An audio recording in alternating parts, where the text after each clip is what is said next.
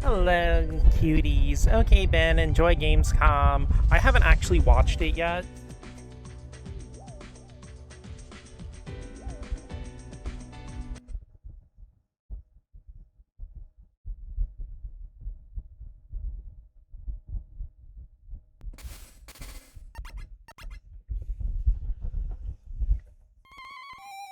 But let me know if there are any super secret announcements that tickle your fancy. I mean, I've seen the one thing I was interested in Gamescom already.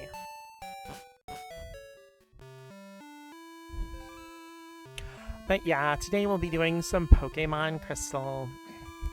I actually have been struggling with a little bit of a sinus headache.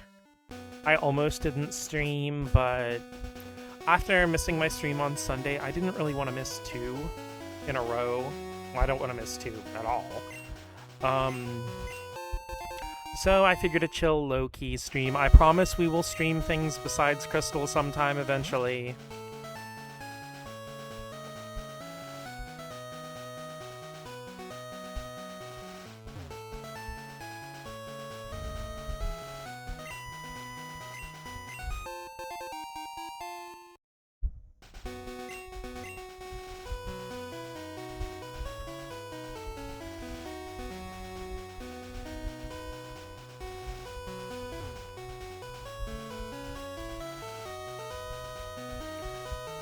Hopefully today will be the day that Liz calls me with some leaf stones.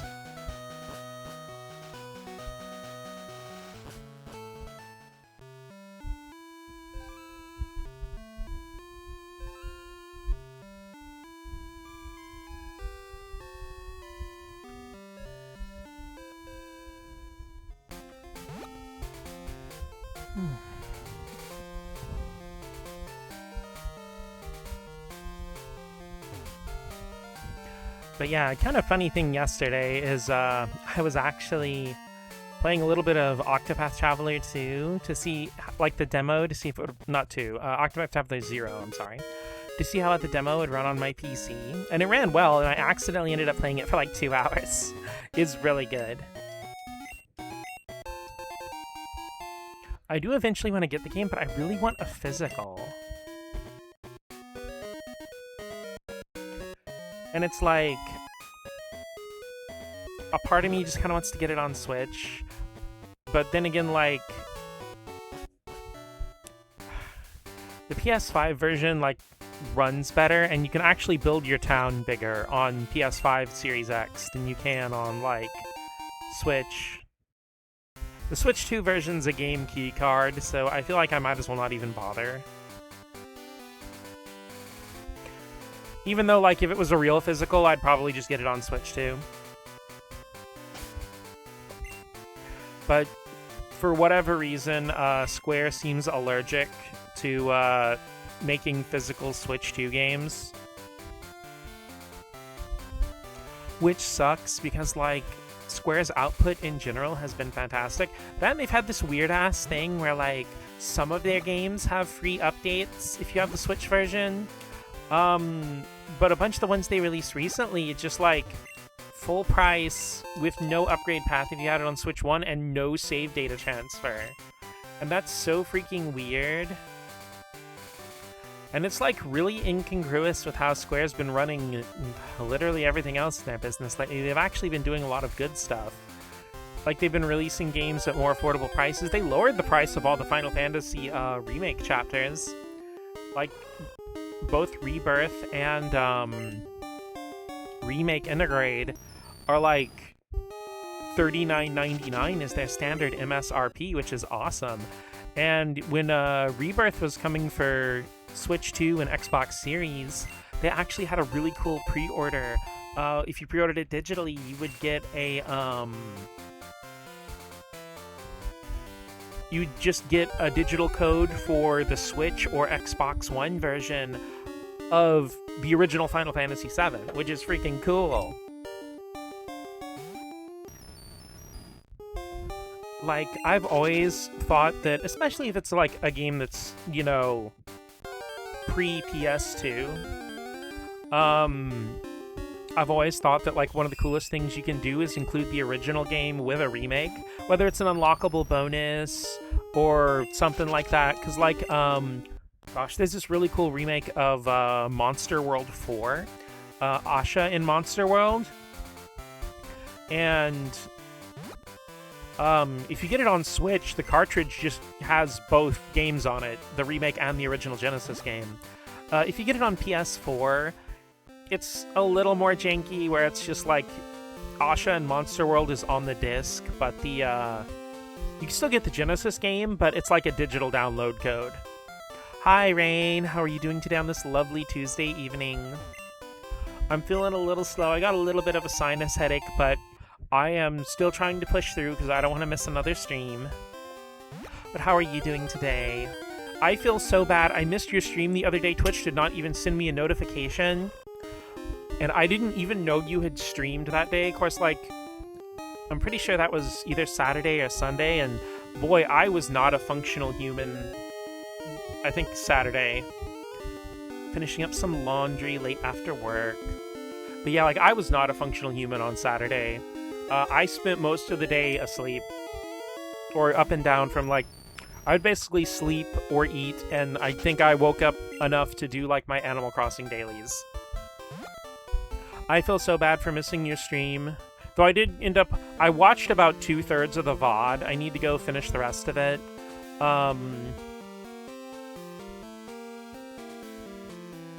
But yeah, it was apparently 2 hours of Maddie trying to find out who in the chat was actually a horse. I don't apologize, especially for the reason being non-functional. I know, but your streams always help me feel better, even when I'm down. So it helps me, and I like being there with you and hanging out with you and everybody.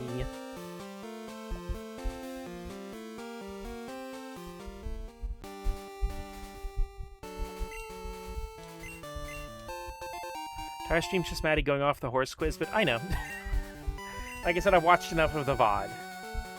The great part is they actually made a real horse quiz.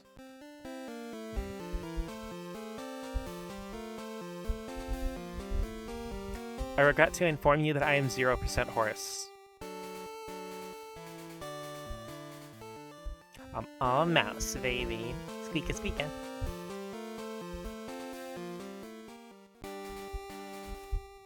Did I just walk over here and pluck this and forget? Yes, I did. Go me. So fucking happy about the actual quiz.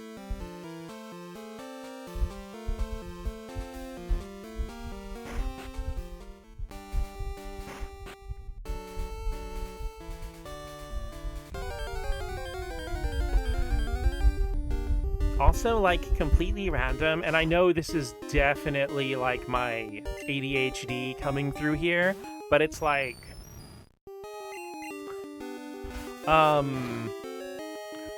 Seventh has been posting a lot of stuff on Blue Sky and stuff about, like, GBA games and, like, how nice the Game Boy Advance screen looks and stuff. And then not Matthew Matosis, the other long video essay person, Liam Triforce, posted a fucking hour and 45-minute video about the Game Boy Advance, like a retrospective on it, and I'm just like, fuck dude, now all I want to do is play GBA games.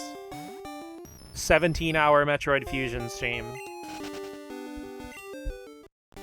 Turned that specific stream into a YouTube video for the shitpost. Warning, horse content. 100 years GBA games. I mean, honestly, though, it's so fucking crazy, because, like, okay, the early 2000s, like, let's say prior to the Xbox 360 coming out, I mean, a lot of the games included in this came out afterward, but I'm talking, like, specifically, like, GameCube, PS2, original Xbox, GBA, is insane, because, like, you had games that look and feel pretty modern, but they still were, like, releasing on kind of the 90s kind of dev cycles. So the entire generation is packed with, like, ludicrous bangers. It's, like, so tightly packed. Like, like, I think I've gone over this on stream before, but just 2001 is like fucking Golden Sun, Mega Man Battle Network, the Japanese release of the first Phoenix Wright, Sonic Adventure 2, Sonic Advance, the first Paper Mario, Dark Cloud, Final Fantasy X, Metal Gear Solid 2, Baldur's Gate Dark Alliance, the first Jak and Daxter. Like, it's so fucking insane how much of, like, the Super Mario Advance, Castlevania Circle of the Moon. Like, it is so fucking insane how much stuff just came out in 2001. Oh yeah, Silent Hill 2 was also a 2001 game. Fuck, I always forget Advance 1 was 2001 in Japan.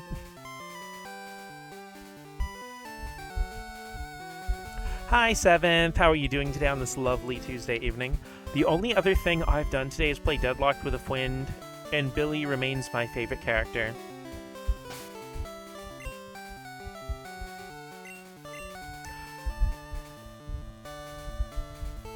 This one's the greatest year in gaming, noted. I mean, it's got some pretty strong competition from 2017 and 1998. At least going by North American release dates.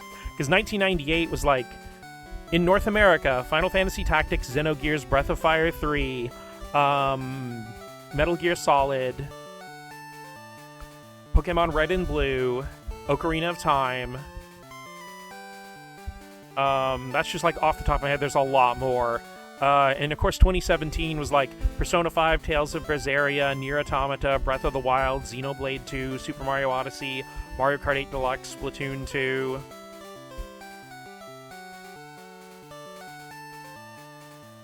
I think it's like 1998, 2001, 2004, 2017 are probably like the big ones. My brain's kind of blanking on 2004.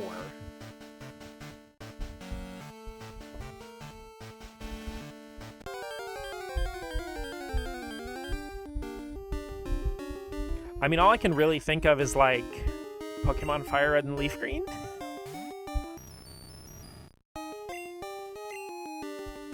I'm sure there's a lot more than that. There are probably a lot of games I love from 2004, and I just don't think about that year and associate with them as strongly. It should be noted, like, from, like, 2002 to 2005 was actually, like, the tiny period of my life when video games were not my primary hyperfixation. Because from 2002 to 2004, all I cared about was manga and anime.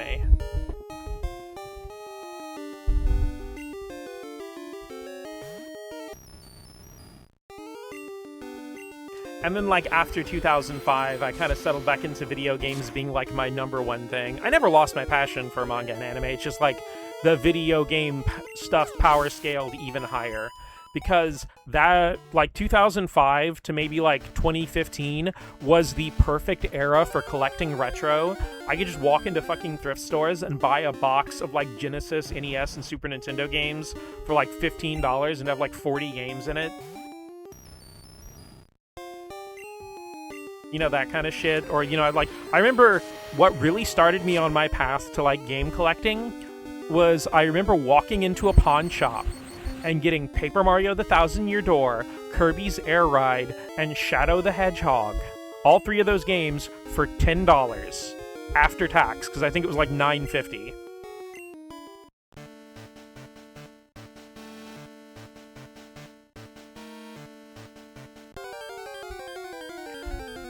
Once again, this is 2005. This is 21 years ago. But after that, I just started, like, because 2005... Because before then, I...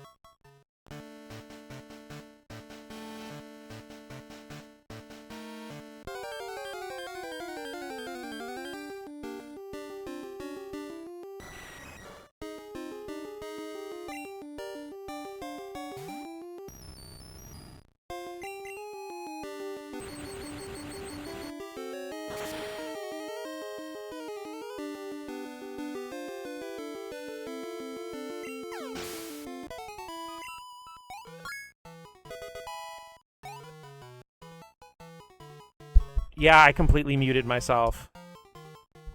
God fucking damn it, I accidentally hit the mute on my microphone. Ah!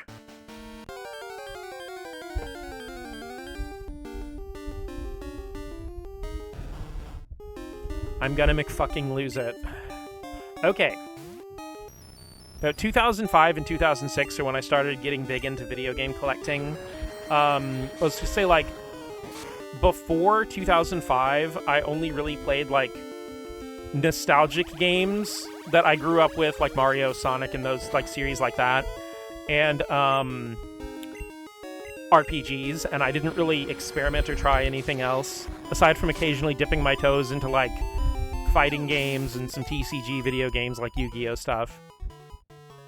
But, you know, like, 2005 is when I got Castlevania Dawn of Sorrow, and then, like, not too long after, in 2006, I got Resident Evil 4 for the first time. Don't worry, I fucking lost it a long time ago. Fair enough. See, 2004 is Metal Gear Solid 3, Zero Mission, Fire Red and Leaf Green, Metroid Prime 2, Dragon Quest 8, Ninja Gaiden, Half-Life 2, Thousand Year Door... Wow. Okay, yeah. Also, that's right, 2004 is also the year Tales of Symphonia came out in North America. Okay, so yeah, 2004 is pretty damn stacked, too. But, no, my wonderful, fun story with Resident Evil 4 is, I was working, like, my first shitty restaurant job,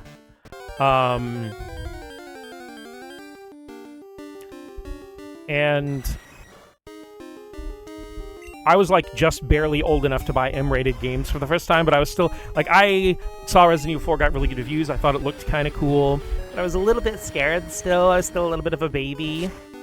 And, you know, it was already a player's choice by 2006. And I'm just like, oh, I don't know. I don't know if I should buy it or not. And I was just like, I wish something would give me a sign to whether or not I should buy it. And I kid you not, while I'm sweeping this fucking parking lot, I look down and there is a $20 bill right at my feet.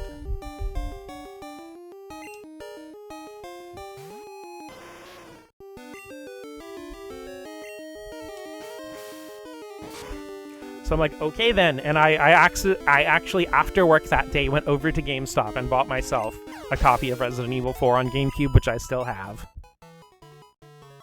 I always forget that the GameCube version of Resident Evil 4 is 2 discs.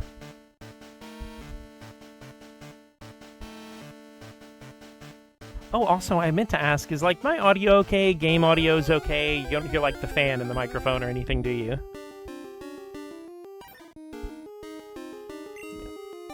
Island is disc 2, yeah. Audio's fine? Awesome.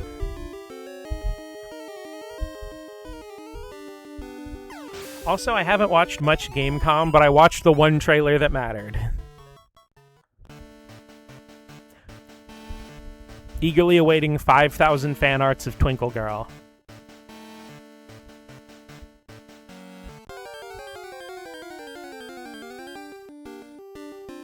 Jokes aside, though, I am very happy that there's another female Robot Master in the series.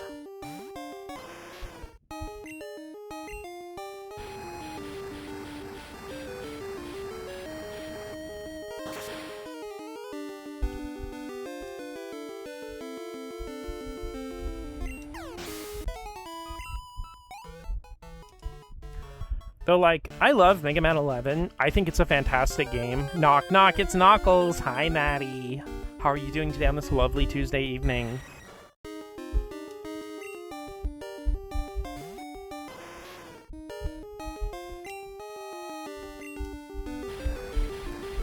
We are on the, long, endless quest to have Liz call us and give us a leaf stone.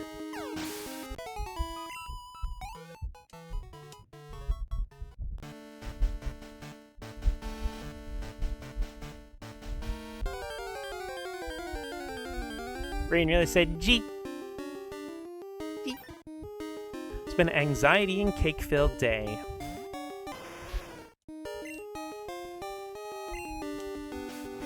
A delicious anxiety-filled cake.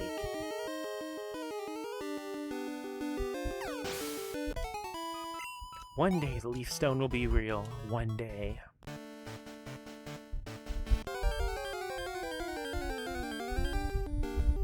Looks off into the sunset on a beach longingly.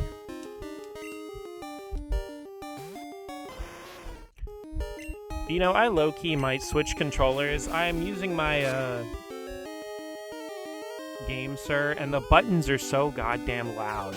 It's like, it's the same thing I think I discussed on one of Seventh's streams a while ago. It's like, every fucking time I look for a USB controller that isn't just like an exact replica of something retro, it's always the same damn thing. The analog sticks, really good. The triggers and shoulder buttons, really good. The D-pad, mid at best. The buttons, either ludicrously long travel or loud as hell. Gently caresses my faded framed picture of a leaf stone as I daintily dab a tear off my cheek with a neckerchief.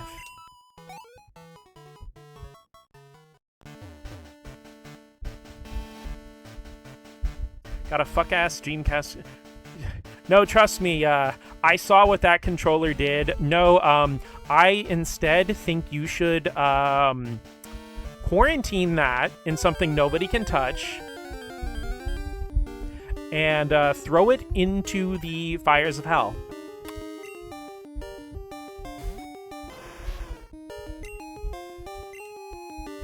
Because, shit. I don't want it. No, I don't want to risk what it could do if it's already messing up your stuff. That's one of those things where, like, you don't want to keep it, but you also don't want to donate it because you don't want to put that on somebody else. I don't know, maybe see if there's a place where you could, like, donate it for, like, parts or scrap or something. Taking a trip to hell this weekend. I can leave it there if you want. Maddie with the 80 stream streak. One streak for every tooth I got. I always forget you're a shark. Shark Raccoon.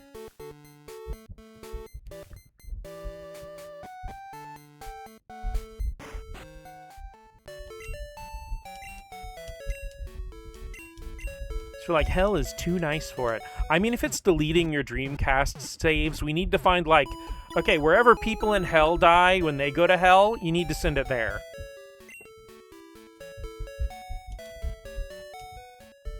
Shark Raccoon Horse Pudding. $50 I spent. Well, I'm sorry, Seventh. I'm legitimately so mad because, like, a Saturn-style Dreamcast controller should have been the slammest fucking dunk of all time.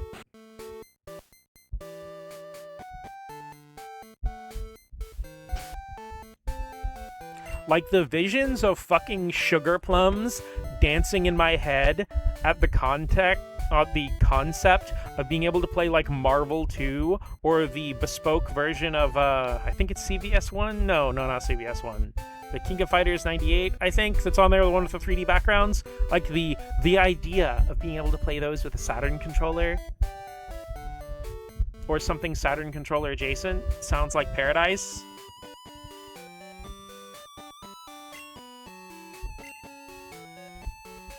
Saturn converter for Dreamcast ordered.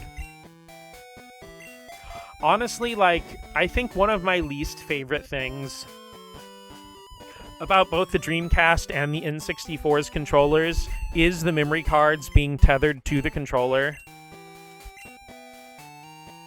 Because not only does it limit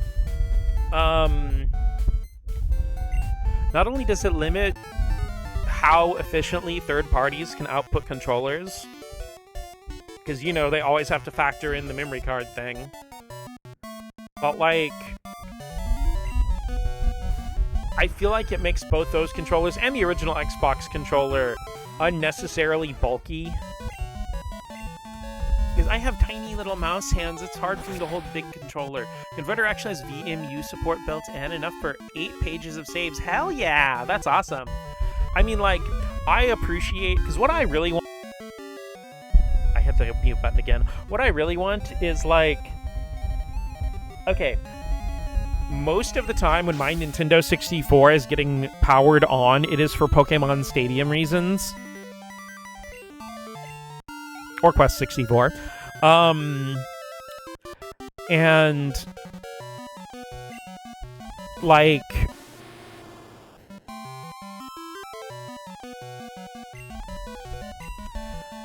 I wish there was something where I could just dock the fucking expansion pack without having it attached to the controller. Because the number of times in my life, not just in recent history, but like even as a kid, where I just set the controller down at just a slightly off angle and it decides it can't read my game pack anymore. Coming from China in economy mail, so probably won't see it till Thanksgiving. Happy Thanksgiving. Though the converters support that, that's still awesome though.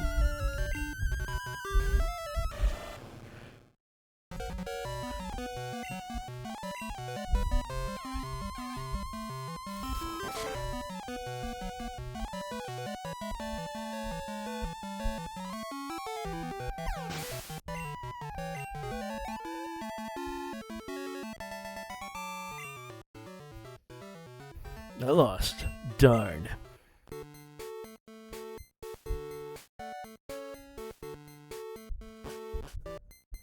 Because I actually have a converter that lets you... It's allegedly a PlayStation 1, like DualShock to N64 converter, but it just doesn't work. I've tried it in all the controller ports on both my N64s with every DualShock and DualShock 2 that I own, and it just doesn't work.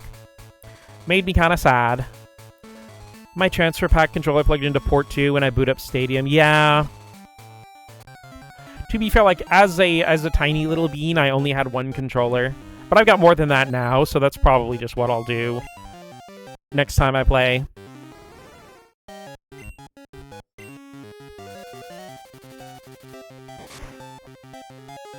I am so sorry I just thrashed that level 3 Poliwag. Oops.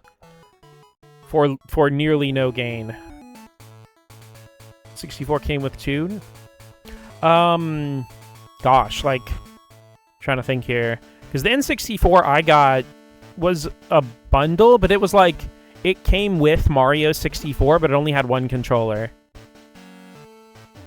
Granted, I was such a tiny little baboo that I don't remember it very clearly.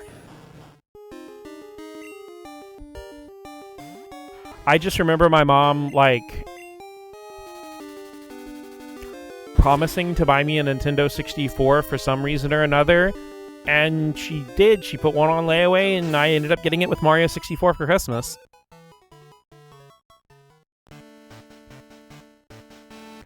Because one thing, like, I think I've mentioned this before, though, but you may think it's unusual for a parent in the 90s to be okay with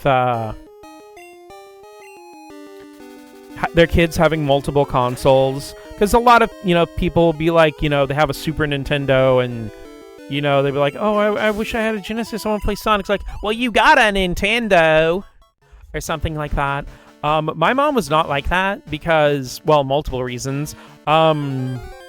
One, she actually read, I think I've mentioned this before, but she read, like, Nintendo Power, she'd read EGM, she'd read GamePro, so she knew that a lot of the game consoles were really different from each other, especially back then. And, she would be, straight up with me is like, you can save up for this, once again, prior to, like, 2010, you could just go to, like, Walmart or something and just put something on layaway. It didn't have to be Christmas or anything. Back then, if you just wanted to put something on layaway, you could. Just put the 10% down payment. So a lot of times mom would be like, well, okay, you can have this, but all your allowance money is going to go toward getting the game system here. It's like you won't be able to get any toys, and I won't buy you any, like, special candy or anything. And I'm like, okay. Sister and I would ask for different consoles separately. That was our loophole, since we'd just play each other's stuff anyway. It wasn't a bundle. It came with a gray controller and an atomic purple one. Nice. Wish I got a Nintendo. I'll let you play my Nintendo, Maddie. We can play fucking The Clash at Demon Head. The one all the kids are talking about. Or, Guardian Legend? Unironically, I wish Clash at Demon had like an anime or something. That game has such perfect vibes. It's my favorite game in 1995.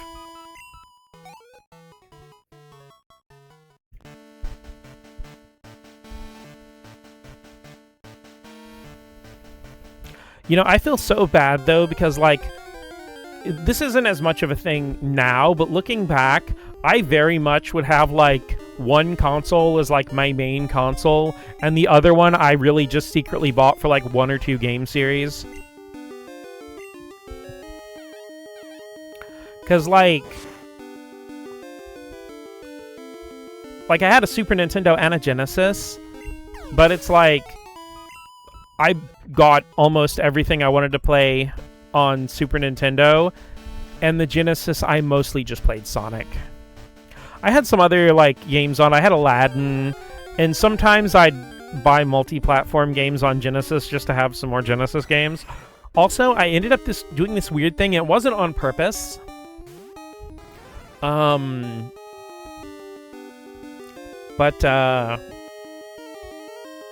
I would end up, like I got Bubsy 1 on Super Nintendo, and I got Bubsy 2 on Genesis. I got Earthworm Jim 1 on Genesis and Earthworm Jim 2 on Super Nintendo. Like, I just weirdly ended up doing that with a lot of multi-platform series. Your side piece. Well, that makes it sound kind of bad. And, like, it was the same thing with PlayStation. Like, the PS1 was my main console, and the N64 just ended up being the thing I booted up when I wanted to play a game published by Nintendo.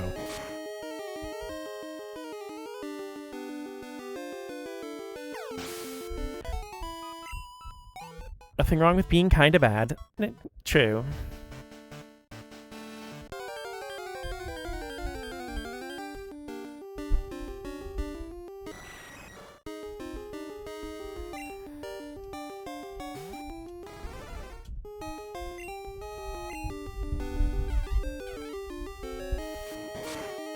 It's fun to do bad things. Teehee.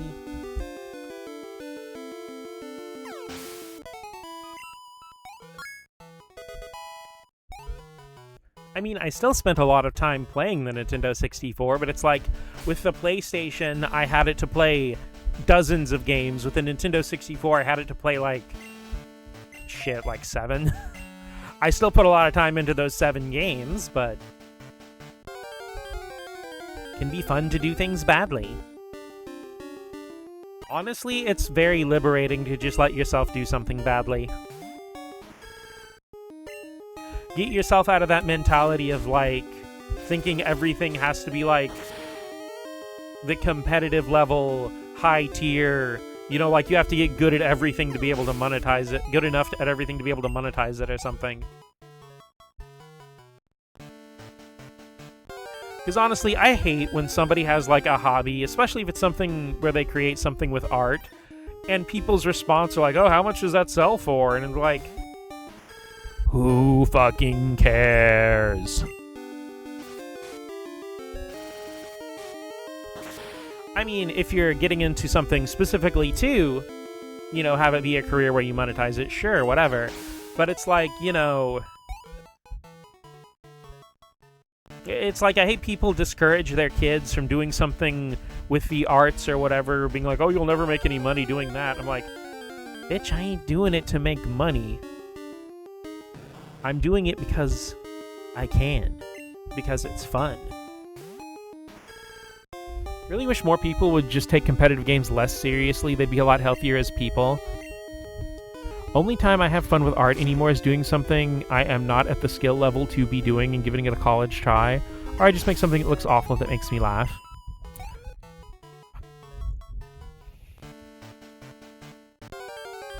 I mean, I'm sorry you don't have as much fun with your art anymore. I love all your art that you make.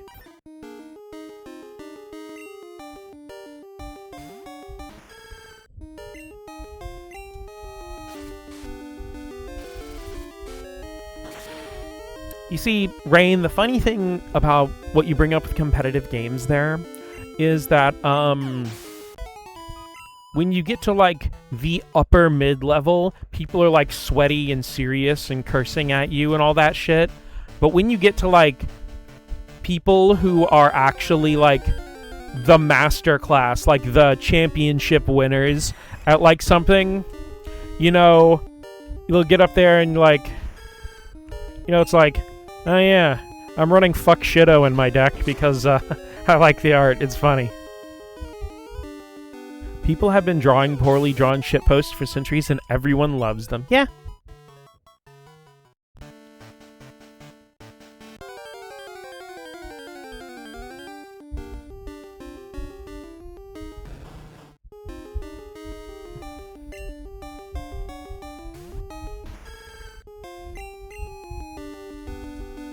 It's like, I feel like most competitive, like, master people in anything are the ones goofing around. The love of the game to sweats to love of the game hierarchy. Exactly. You know, it's like it's like Justin Wong streaming Marvel 2 and fucking, like, owning people online with Marrow or some shit. You know, he's just sitting there schooling people with, like, I don't know, fucking Dan, Captain Commando, and Servbot.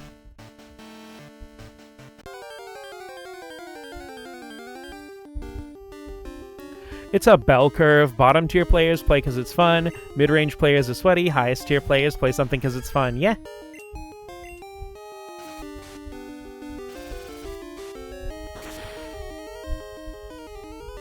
It's funny how consistent that is, too. Because, you know, I was watching something on TCG Pocket. You know, just like... Because I like watching, like, I think Spraggles and Lucky Cad. Both of them do some really cool, like, different decks and stuff. And it's like... Oh, and Baffle. Though Baffle's name is spelled, like, B-A-F-E-A-L. He does a lot of Street Fighter content. And he also reviews, like, every TCG Pocket set. But,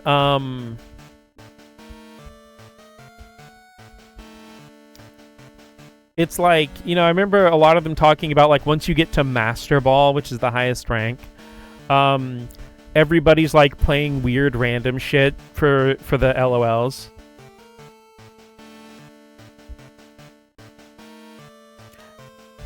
Yeah, the thing is with the 7th that I love with Baffle, is for all of his stuff, he's...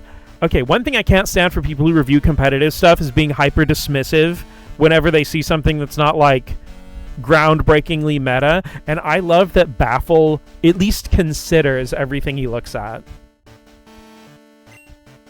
It's me, Wade, are you awake? The bug catching contest is on at the National Park today. Are you going, Mots? I'm trying to make up my mind. See you later! See, I had fun at the beginning making the icon for the second chat.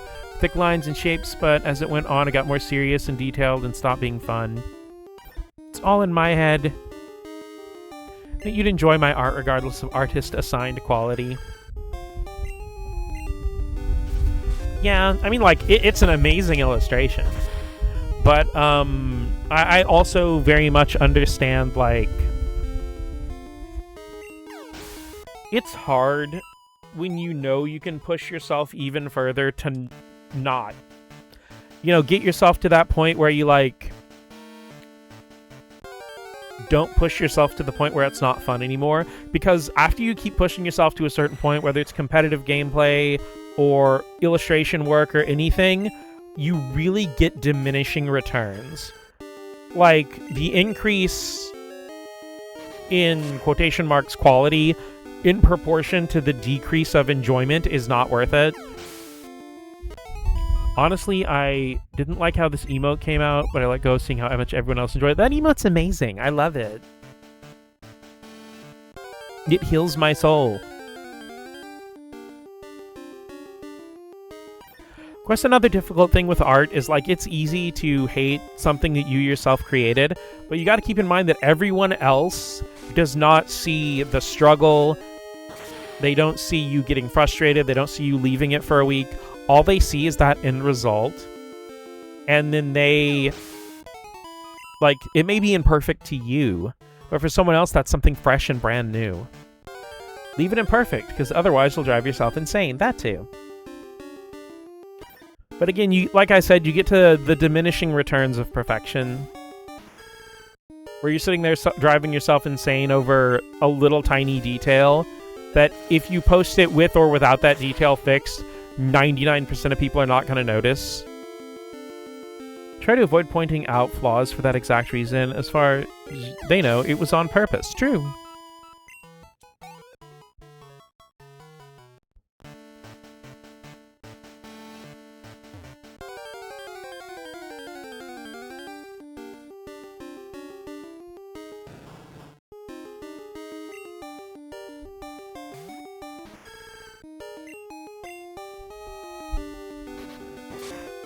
I don't know why, but I love the Gen 2 body slam animation where you just like dunk down for a half second.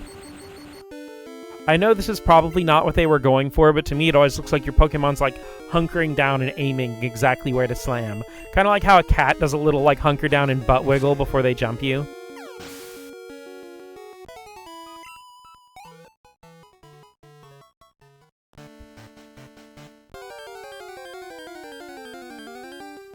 Wiggle, wiggle, wiggle. Wow, wow, wow.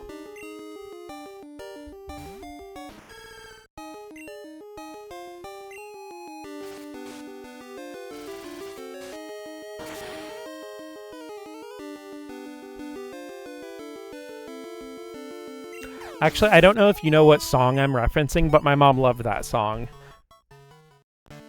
She had it saved onto her Kindle Fire and then later onto her phone. So, I heard it a lot.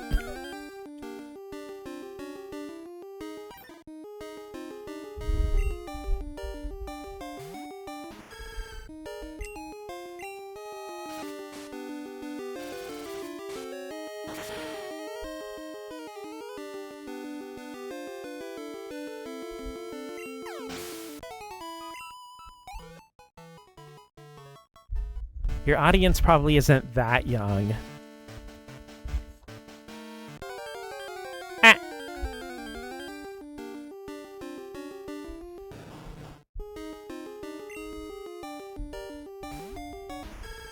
The song not where my mind went with the wiggle, wiggle, wiggle, though.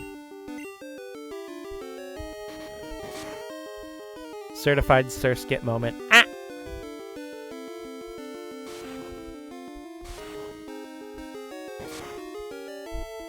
You know, I am still mad at Generation 3 for introducing a bunch of unique typings and then having them evolve into a generic typing. You know, like, Surskit was the only bug water when it was introduced. And,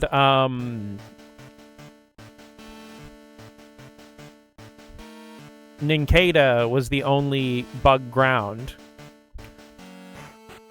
And they both just evolve into bug flying types.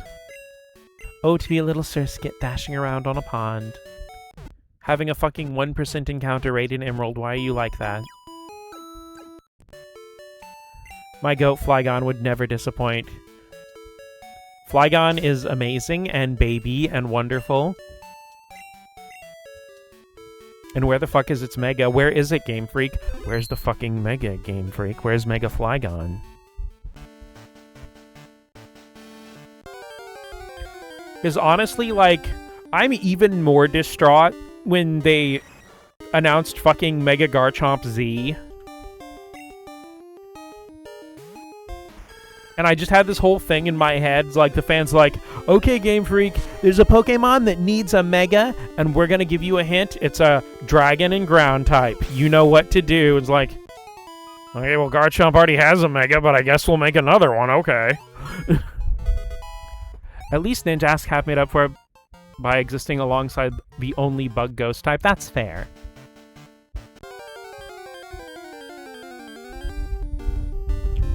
It's still crazy to me that it took 5 generations for us to have a pure flying type. Wow, Garchomp, how come Game Freak let you have 2 Mega Evolutions?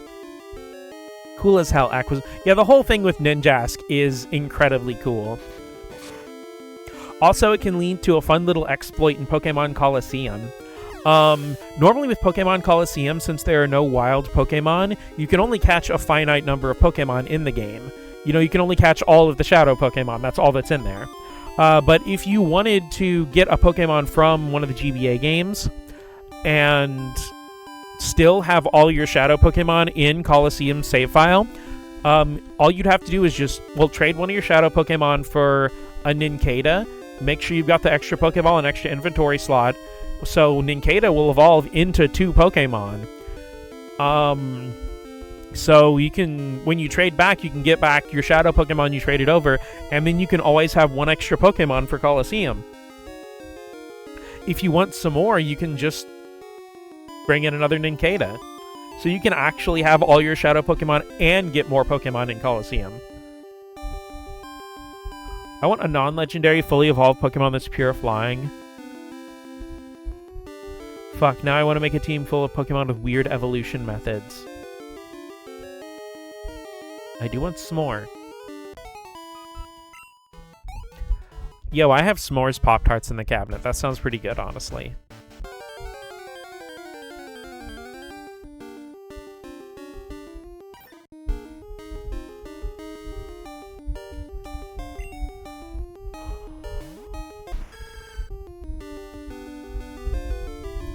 But yeah, the great thing about that little, like, once again, it's not really a hack or even an exploit, but that thing with Pokemon Colosseum, because it always irritated me with Colosseum that I couldn't get more Pokemon in there without having one of my Shadow Pokemon in one of the GBA games.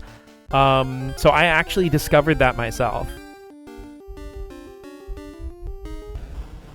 You reminded me that Potbelly brought back s'mores cookies. I have no idea who that is. I haven't had s'mores Pop-Tarts since my age started with 1. Haha, 1! Should I send you a s'mores Pop-Tart? I don't know how it's going to travel, though. Potbelly is a sandwich shop. I have never heard of them.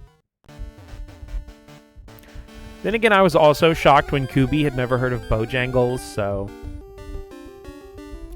because I did not know Bojangles was a regional thing.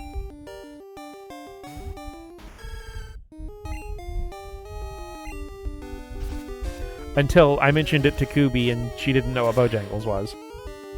Oh, we have them here. It just isn't a family favorite. I mean, I don't have a family. Not anymore. I'm kidding. I have found family now.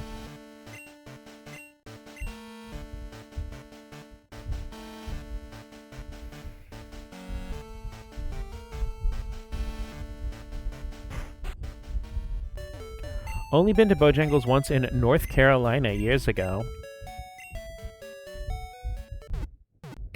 It's so funny, because where I work, there's, like, this whole fucking, like, I work within, like, walking distance of a McDonald's, like, literally, like, a 2-minute walk. But there's also, like, an Arby's, a Bojangles, a KFC, and like 2 other chicken places. About to make a joke along the lines of, okay, we'll find another family. Go find another family. Gotta finish the laundry. Go do your laundry.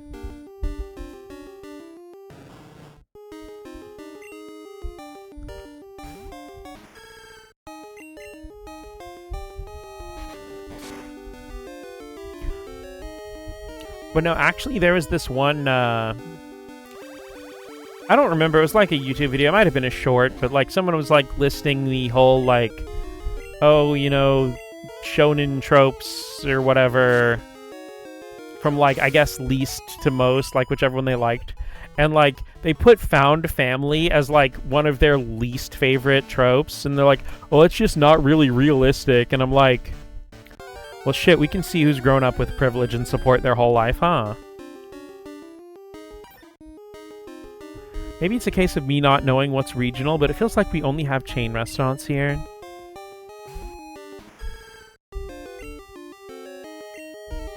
Personally a sucker for found family stories. Oh yeah, me too.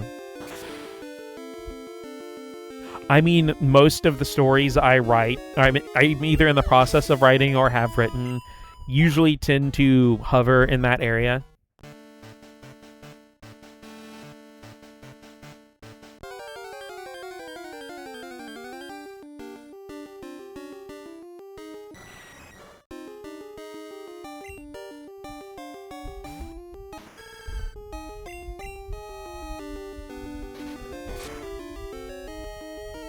But no, it's like, it's hard. Like, okay, I enjoy a lot of shonen manga stories, and I actually like a lot of the tropes for, like, the genre. Like, a lot of the genre tropes, I guess, would be the way to word that properly. But gosh, so many people who are shonen manga fans seem to fucking hate everything except the fights. That, and there's this general thing where, like, so many English-speaking fans of not just shonen, but, like, comics and stuff in general seem to want every single character to be what they think the Punisher is. It's like, why don't they just kill the bad guy? And I'm just like, I'm rolling my eyes as loudly as possible every time somebody brings that up.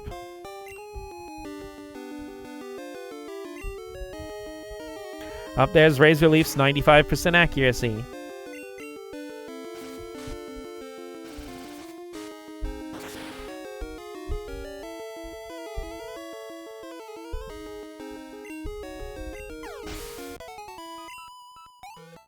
Actually, wait, does it actually display power and accuracy in Gen 2's move thing? I have so much of this memorized, I don't really go and check. Okay. It shows power, but not accuracy. Okay. So many people only see characters as walking stats and feats machines. That's why I don't get involved with power scaling nonsense. My son turned out fine. Sir, your daughter's favorite trope is found family. The funny part is that's legitimately true for many people that I know.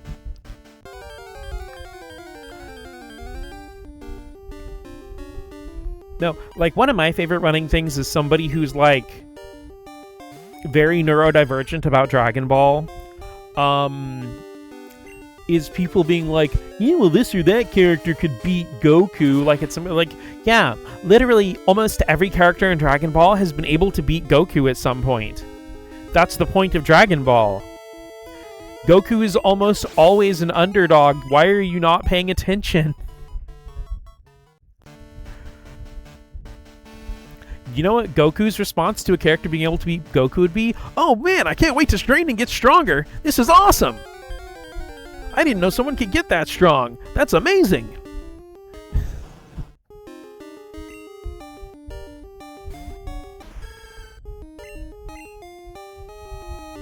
Media literacy is dead. You know, okay, Rain, I was thinking about that. And I think a lot of people are capable of media literacy. But it's hard to have literacy for anything you're not actually reading. Because people seem to exist purely on the cliff notes of whatever they're engaging with. And I'm not saying they didn't watch it. I'm saying when they watched it or played it or read it or whatever, they didn't actually watch it. Because a lot of people are addicted to the endless dopamine fountain.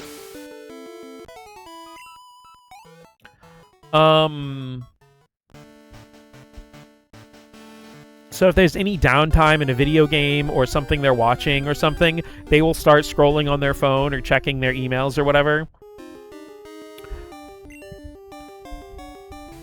And then they are much more engaged in the stuff they're looking at in their phone than the actual media they're watching. And they only start paying back attention to the thing they're watching or playing when something big happens.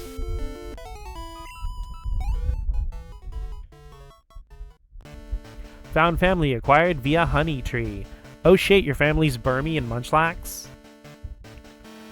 Since starting the YouTube stuff, I've had people send me unsolicited emails about hypothetical who would win nonsense. Had to start finding kinder ways to say, literally do not give a shit. Oh no, that's one of the funnier things also, is when, you know, there's like a fighting game or something, and like, people would be like, I don't think Chun-Li could actually beat Dr. Doom. It's like, apparently she definitely can, because you can do it in the game. Absolutely are capable of it. It's more a matter they actually want to engage with the content, or they just want a quick hit of escapism. It's not even escapism, it's just they want a quick hit of participation.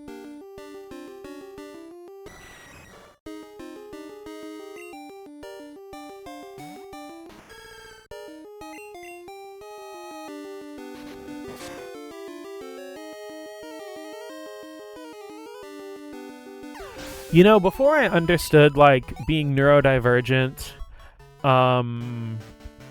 and, you know, hyperfixations and stuff like that, before I really understood the concept of posers or anything, there was a term,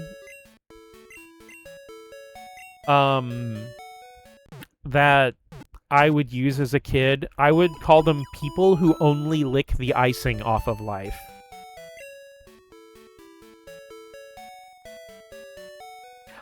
Imagine viewing every piece of media like epic rap battles of history. My favorite is, in real life, Hulk would beat everyone. My homie in Christ, they don't exist in real life. That's another thing, is like, it's the same thing as people getting, like, aggressively offended by someone doing, like, you know, gay ship art of, like, Naruto and Sasuke, and people are like, in real life, Naruto and Sasuke both married women and they're straight, and it's like, they're not real. And no depiction of them can hurt you. Or them. Because they're not real. It's okay.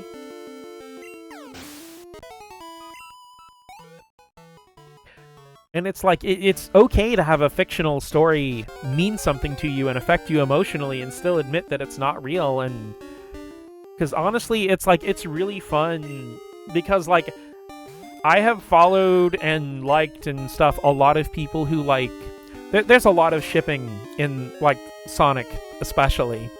And, you know, people will have ships that are literally incompatible with each other.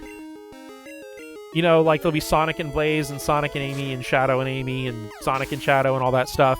And I'll enjoy all of them just because people put so much fun and love into them. And it's like, it doesn't hurt you for these to all be incompatible, because it doesn't... It's like, I am infinitely amused by the fact that every time Phoenix Wright shows up in a crossover, it's Phoenix and Maya, and they look exactly like they do in the original trilogy, and they will mention things that happened, like, post-Apollo Justice.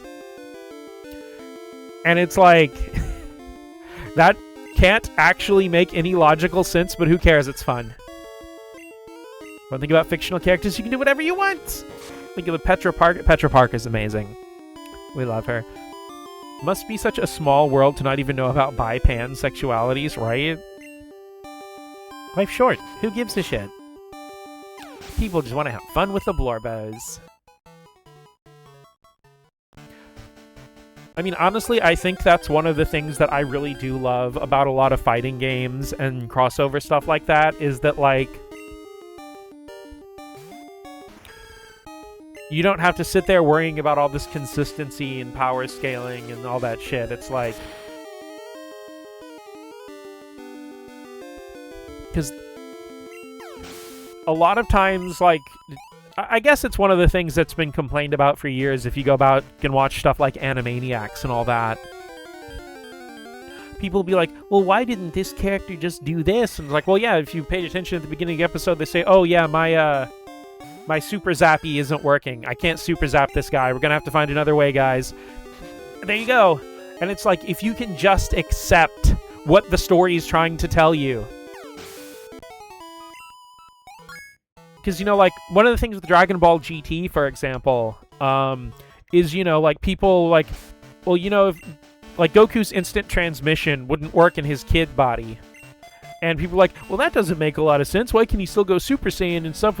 Well, okay, it's like, well, okay, the narrative said he can't use instant transmission when he's a kid, so he can't.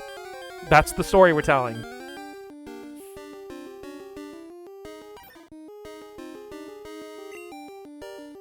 It's like, I understand pondering that, but letting it get in your way of your enjoyment of a story is just like, you are stealing fun from yourself.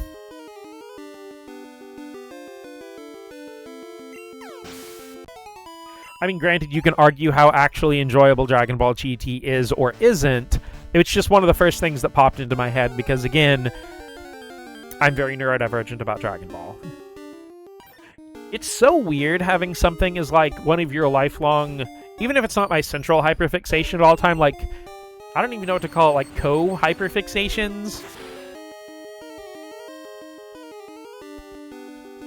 Because, like...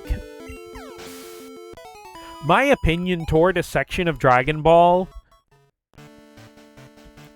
will, like, not stop me from enjoying it.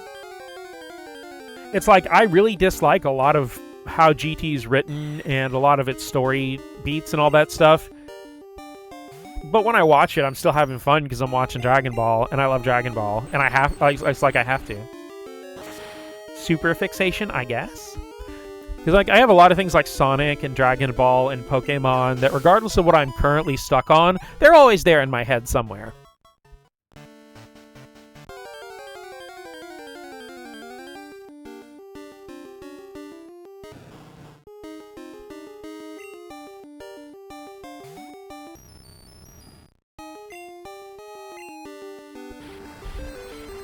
Though granted, that goes to another thing, and it's like, I know this is just because people's colloquialisms and how they're raised and stuff are different, but it always makes me a little sad when people are like, you know, it'll be something they genuinely like and engage with. They're like, that's so stupid. And I'm like, I know they mean it in an affectionate way, but it makes me very sad.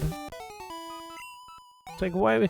Because granted, that's very much me being neurodivergent in a way that, like, affectionate insults are not something that's ever really gelled with me very well.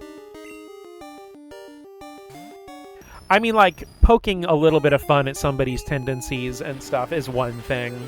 But I mean, just flat out calling someone or something stupid in a term of affection just, like, doesn't really vibe with me very well. And that's a me problem. Because generally, if you know, people can call a piece of media whatever they want, and, you know, if two people are okay with whatever they're calling each other, tend to use a lot of affectionate insults. I know, Rain, and it's not a diss toward you. Again, that's why I'm saying that this is a me issue, but it still does make me sad on the inside a little bit. Eating, sleeping, and breathing are mine. Max fixation. I don't know, man. The eating fandom's full of a lot of crazy people. Don't think I want to engage with that, honestly.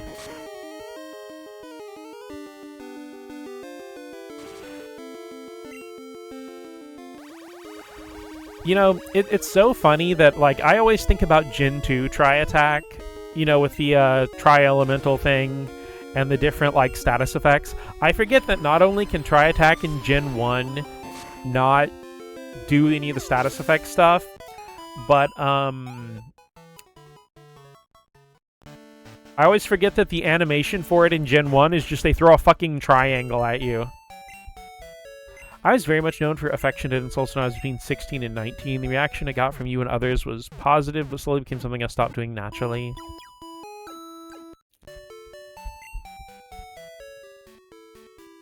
Big part of the sleeping fandom, local record holder for the longest nap, and 109 years.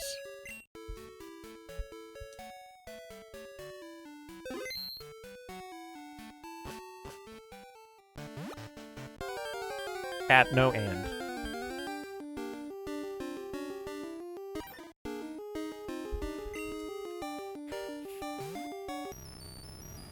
World's eepiest baby girl.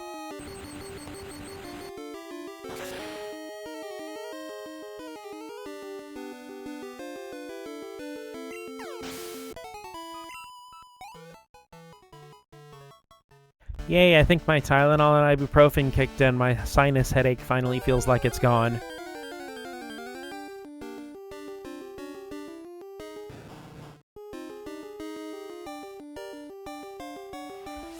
Okay, everybody grab your favorite sugar-free, caffeine-free beverage of choice and take a nice big sippy.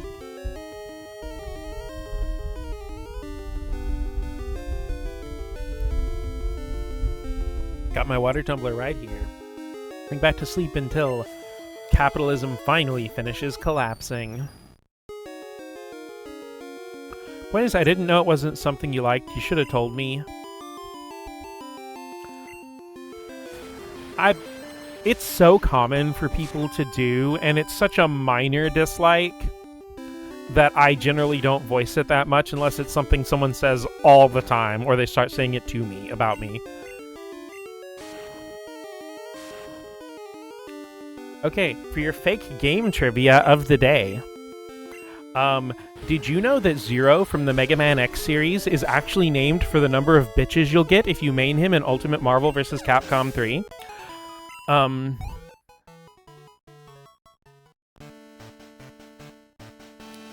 And for your spicy hot take, it's okay, 7th, I also main Zero in Marvel vs. Capcom 3. But for your spicy hot take, even though I have a lot of affection and nostalgia for it, I think the Nintendo 64 is not even close to being second place after PlayStation. The Saturn clears it by a lot, but the Nintendo 64 is held up by, like, about 24 games, and that's it. I love the system. I have a lot of affection for it. And in those 24 games are a lot of games that I love. But I think there's a reason why if you ask somebody their top 10 PlayStation games, you're going to get, if you ask 10 people for their top 10 PlayStation games, you're probably going to get like 80 games, 80 different games, roughly. If you ask someone for their top 10 people for their top 10 N64 games, you're probably going to get maybe 12 or 13 games. And that's not necessarily a bad thing. Again, like, whether you prefer a small, focused library of excellent games or a broad library with something for everybody is a matter of personal taste. Especially if you're somebody who doesn't really buy a lot of games per console, it doesn't really matter. If a dozen games is all you ever want to own, then if a game only has a dozen good, or if a console only has a dozen good games, then that's fine. But I'm just saying, like, I just don't think the Nintendo 64 had it to hang in there. It just had too many flaws, and it has too many holes in its library. Because I think it's got, like, maybe 4 RPGs total if you don't count Zelda.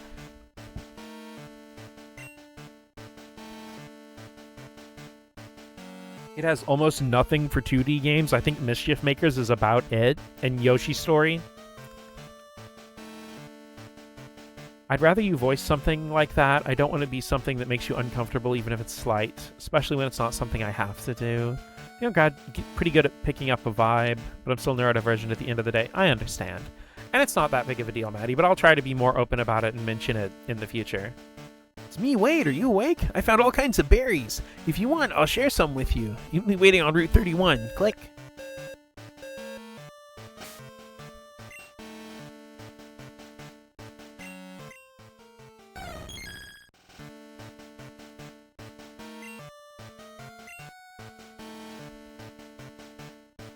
Nope, we're gonna go visit Wade and get some berries. Hey, Wade, can you, can you have Liz call me with a leaf stone, please?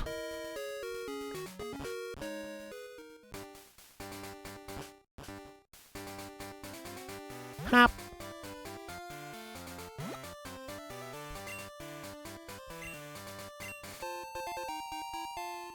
I'd want anyone I interact with to do that. Can't learn what you haven't been taught, after all. Thank you, Wade.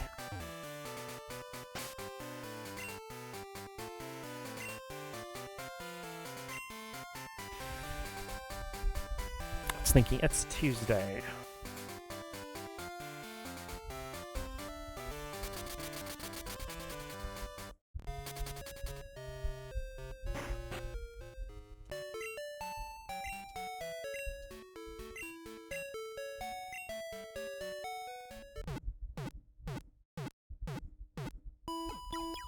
I'll be honest, I'm a little tired of smacking around Poliwhirls and Tangalas. I'm literally on that route in Crystal right now. What, out here over in, Goldenrod? Do-ba-ba-do-ba-ba-do, cutting a rug, oh yeah. Da-da-da-dow, ba-ba-da-ba-dow-dow-dow-dow. Before you flew there.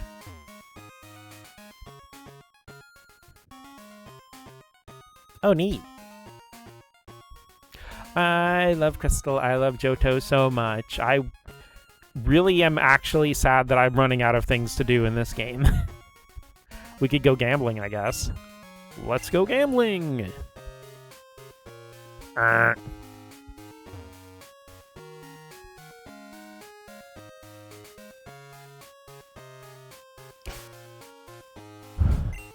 Shit, I was thinking, oh, maybe we'll just have Kurt make some more balls for the hell of it, but, like, I don't have anything else I really need to catch.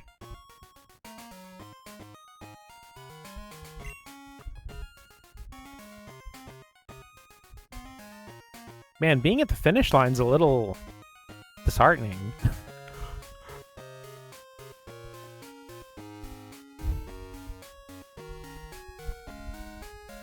Because, again, I could probably beat Red right now. I'm just putting it off longer and longer.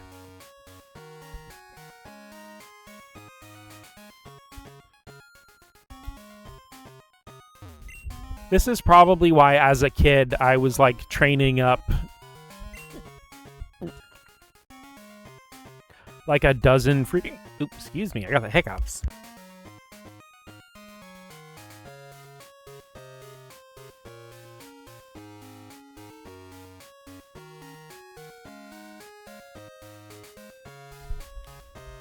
Yeah, I had like a dozen Pokemon I had trained to level 100.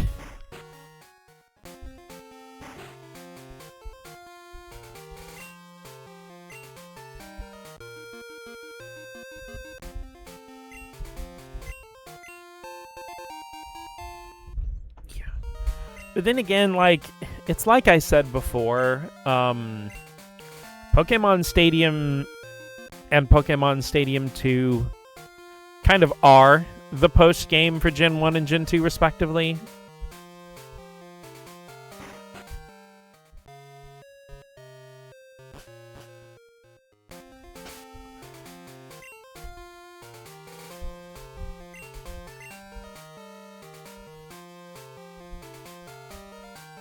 I mean, I guess there's always the Battle Tower. The 2 seconds of surf music really hit.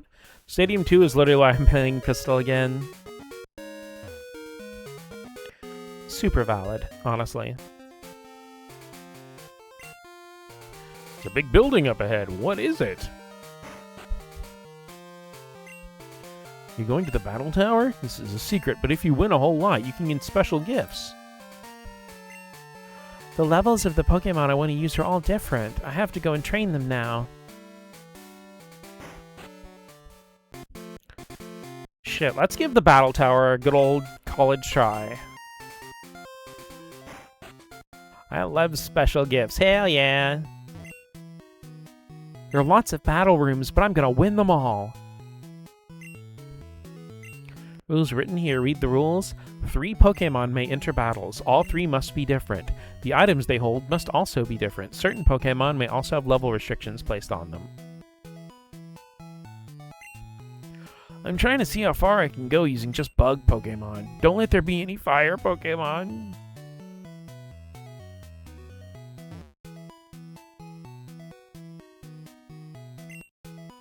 Destroyed by the first opponent in no time at all. I'm no good. It's a grueling task, not being able to use items in battle. Making your Pokemon hold items the key to winning battles.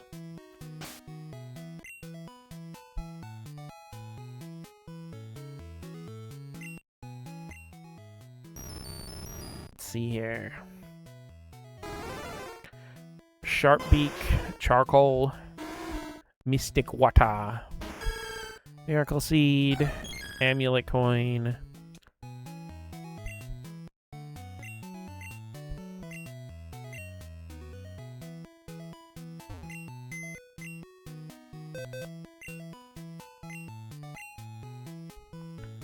I wish there was a leaf stone in here.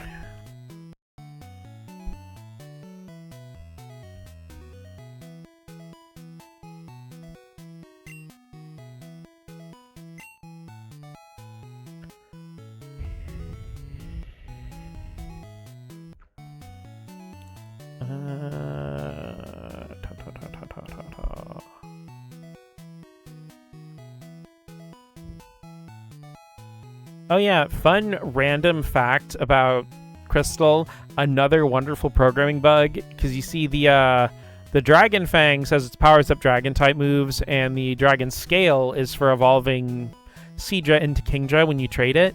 But due to a bug in the code, the Dragon Scale actually has both effects, so it will give you the actual Dragon type power boost.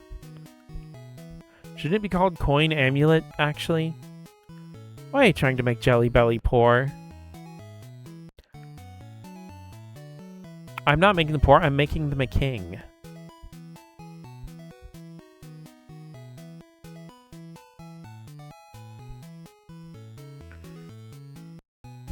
Ah, magnet. How do they work?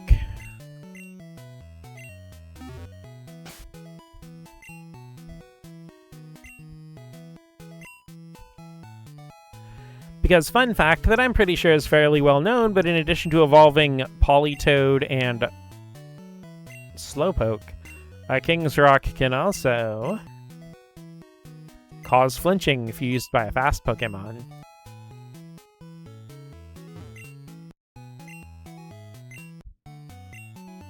Yes, tell me about the Battle Tower. Battle Tower is a facility made for Pokemon battles. Countless Pokemon trainers gather from all over to hold battles in specially designated battle rooms. There are many battle rooms in the Battle Tower. Each Pokemon holds 7 trainers. Each room holds 7 trainers.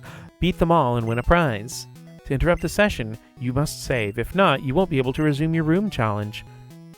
Yesh. Excuse me, you're not ready. Only 3 Pokemon.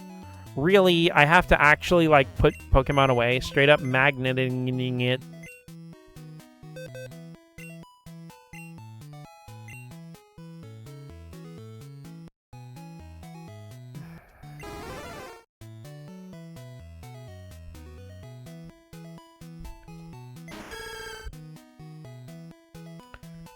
Okay.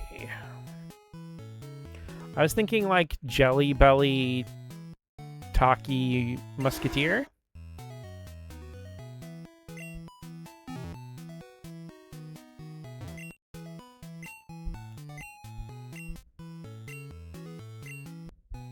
Yeah, that's right. Save that progress.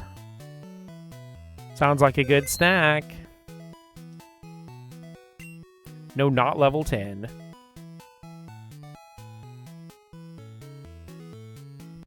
Oh, it has to be a damn it, so I can't challenge till I get everybody to level 80? I thought it would be like Stadium where it just like fucking... Ugh.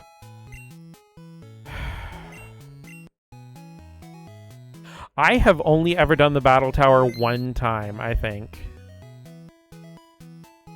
So I don't really remember much about it.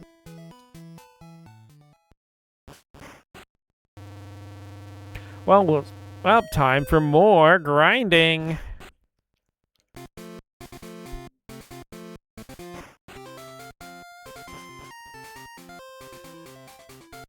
Hi there, let's keep this clean.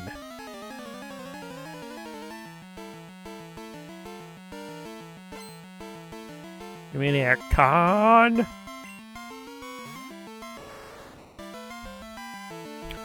Okay, you better not have Earthquake. I'll be mad.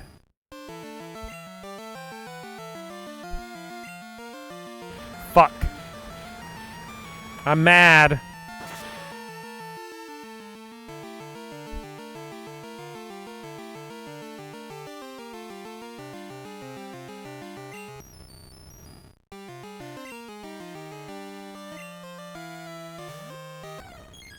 Jelly Belly, problem solved by thinking really hard.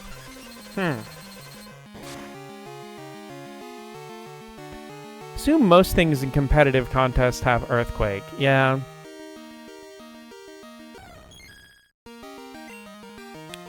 I mean, at least Hyper Beam doesn't work the way it does in Gen 1, but I'm pretty sure that 6-7 level difference there is not doing me any favors.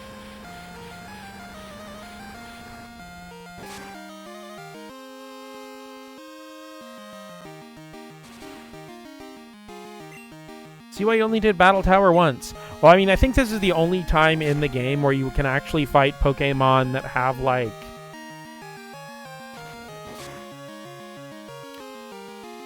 actual EVs and stuff like that. Because, okay, and here with the Goldberry. That's right, it's called Goldberry in the old games, but...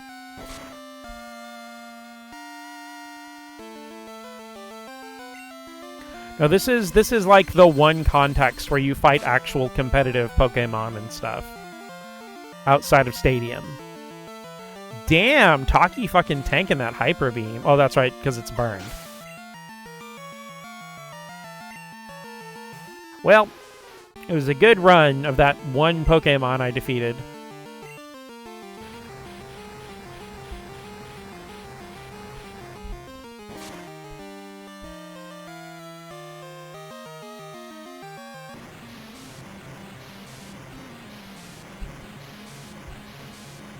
Yeah, keep in mind, competitive Pokemon has been a thing since Generation 1.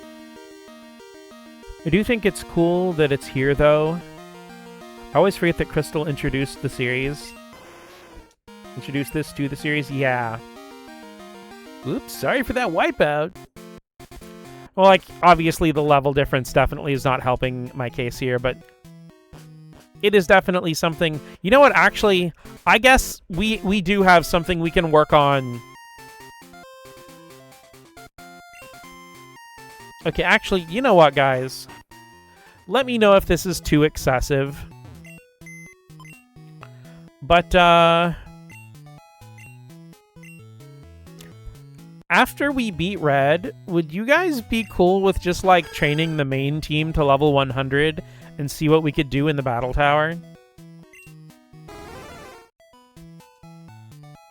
Would that be too much, Crystal? Am I dragging it out too far with that? Because I'll be honest, 7th, I completely forgot this was here until I was thinking about it a little bit ago.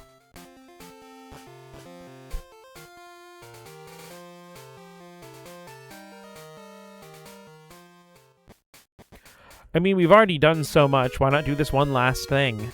Yeah. Because, okay, it's weird, but even though I had Crystal when I was a kid, more Crystal is always nice. Hey, glad to hear it. Awesome. But, I had Crystal when it was new and stuff when I was a kid. So that's what it's there for, true. It's always good to have a low-energy fallback game to stream, yeah.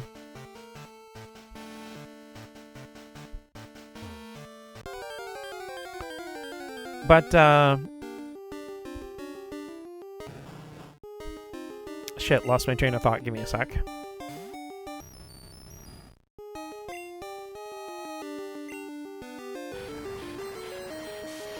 Oh yeah, I had Crystal, like, when it came out as a kid, but aside from doing, like, a quick playthrough of it and spotting all the differences, I mostly just kept playing my original Gold save file, which was, like, the first one I started with. That's the one where I got everything to, like, level 100 and stuff. So I weirdly, like, Crystal stream series extends by another year.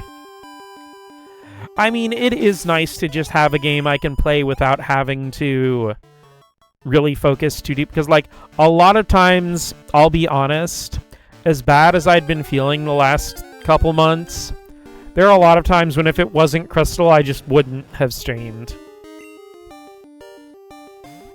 And I feel really bad because I do want to finish Mario 64 and Jak and Daxter and Final Fantasy V. But it's just been a rough couple of months for me. And thank you, everybody, for sticking by and being so patient and everything and all that.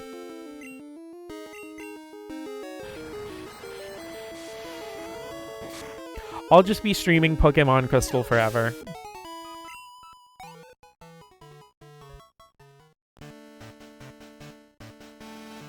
But I'm honestly glad I remembered the whole Battle Tower thing because, like, I don't want to put Crystal away just because we beat Red and filled out whatever Pokedex we could. Everybody, place your bets now. What will happen first? Will I get everyone to level 100, compete in the battle tower, or actually get those other 2 leaf stones. You'd probably want it to be before this, but it's a very cinematic that you finish everything in crystal. In your next stream, you debut your VTuber model. I've thought about something like there are a couple of games I'm actually saving until I can actually have a model on screen.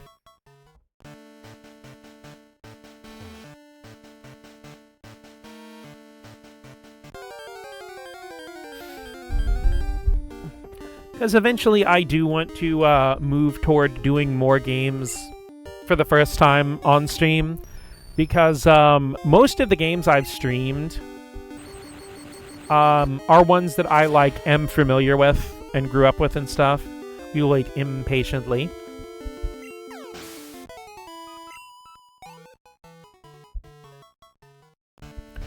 Because I feel like the only games I've really played for the first time... Well, okay. This is a little hard to go exactly the wording on it. I played some Jak and Daxter, but maybe an hour and a half. So I hadn't really played into Jak and Daxter before streaming it. So almost everything in Jak and Daxter that I got, I was doing for the first time on stream. Same thing with Resident Evil 1. I had booted up Resident Evil 1 and played it a little bit. But most of what you saw me playing on stream was for the first time. Just need to drop a minimum of 5k on top of you so you can chill for a bit and get the model done. Honestly, that would make my life a lot easier. I got so many games in my backlog I want to play on stream.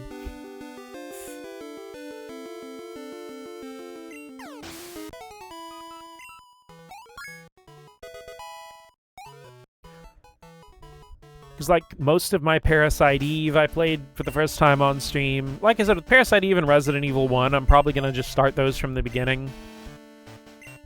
Because neither one's particularly long, and I feel like most people that were watching my streams probably forgot by now what was going on. Play whatever. May as well be throwing darts.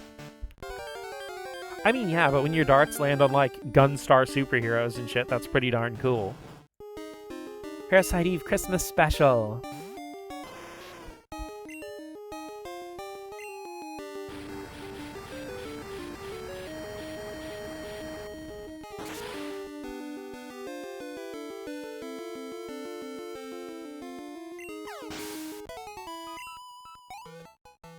Parasite Christmas Eve.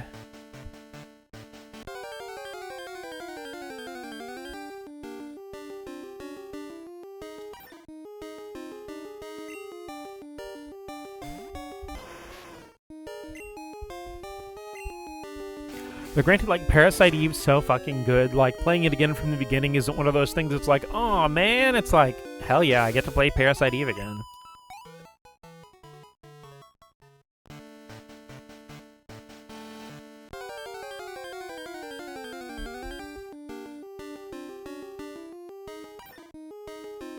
My only incredibly minor gripe with Parasite Eve is that while it does support the DualShock controller, you can only have either the D-pad or the left stick active.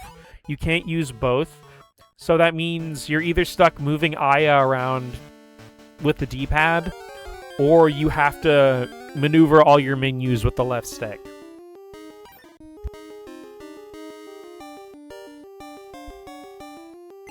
Also, it's incredibly weird to me that we've gotten stuff from Square like Saga Frontier and all that stuff getting modern releases before Parasite Eve or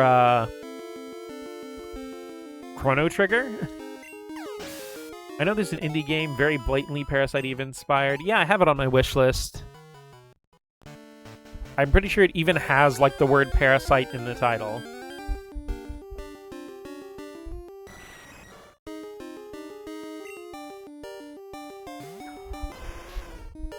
Also, there's another game that they were showing at Gamescom that I just saw some pictures of from Cheap Ass Gamer and Wario64 posting. Fair Saga is definitely a special case. That's true, because that's Kawazu's baby. I'm just saying, like, you know, for a lot of people, if you ask them to list off Squaresoft RPGs on PS1, you know, they're probably going to get through Parasite Eve and Xenogears before they get to Saga Frontier, for most people. That's not a diss to Saga or anything, it's just, like, much less mainstream than a lot of the other games.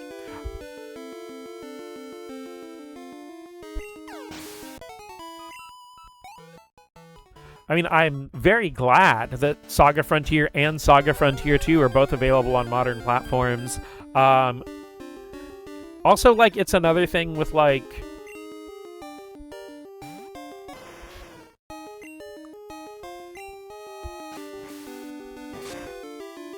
I'm glad Legend of Mana is available on modern platforms, but... that's another series where it feels like weird entries keep getting skipped. I mean, I kind of understand them not re-releasing Dawn of Mana, even though I still think they should. But,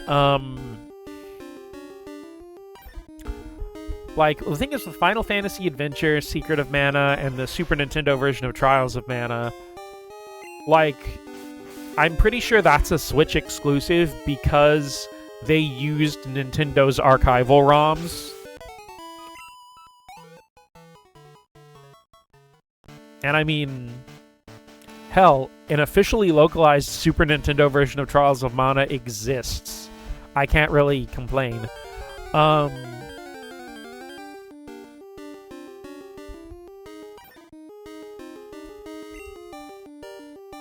It's like another one of those things where, like, games like Chrono Cross and the Saga games have gotten more thorough remastering than, like, Final Fantasy VII has.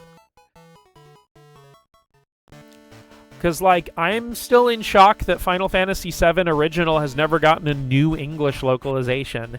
Especially in that era with, like, you know, like, kind of the PSP era, where a bunch of PS1 games got re-releases, and Super Nintendo and stuff, with brand new localizations.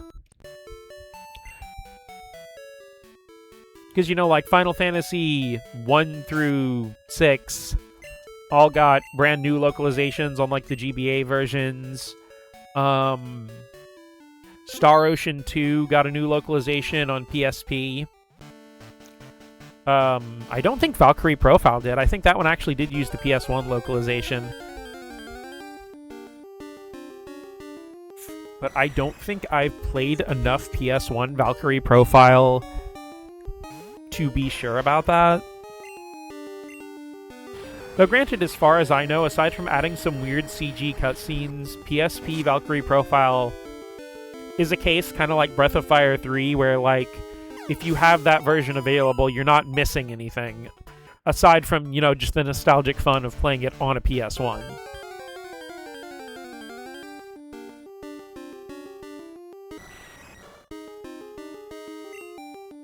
Because PS1 Valkyrie Profile is one of those games that's... it was expensive even before retro games being expensive was a thing. I don't think it was ever a cheap game. Of course, I think its North American release was also in 2000, around when the PS2 was coming out. Lenneth is a funny case, okay. I'm interested in because, like, aside from maybe 30 minutes of a friend's copy when I was a kid, I have never played PS1 Valkyrie Profile.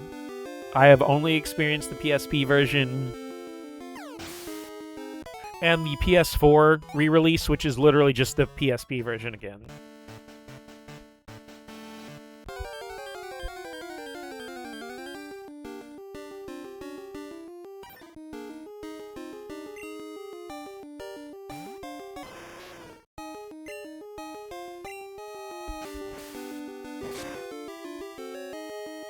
US PS1 version has some extra quality of life stuff that Lenneth lacks.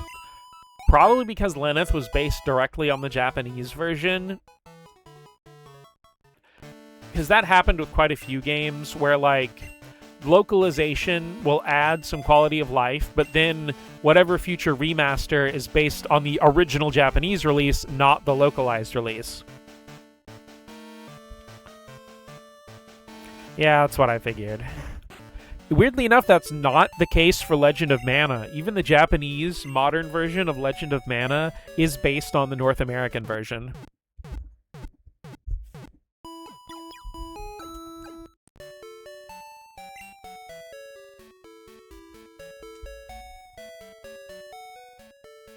So it really is kind of like a 50-50 shot on which one you get most of the time. Well, probably not a 50-50, like a 70-30.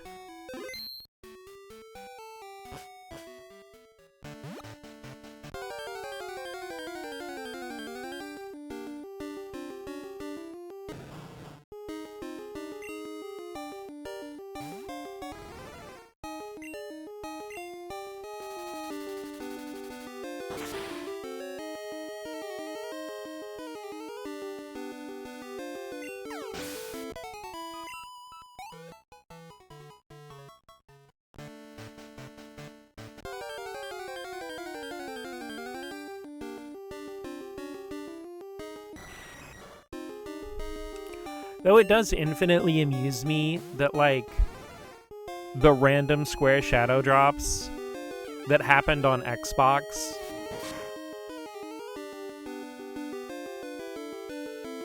because, like I said, I'm just, like, a little while after Visions of Mana came out, like, the Trials of Mana remake and Legend of Mana just appeared on the Xbox store with, like, no fanfare. I'm glad that they're there because I think as many people should have games available to them as possible.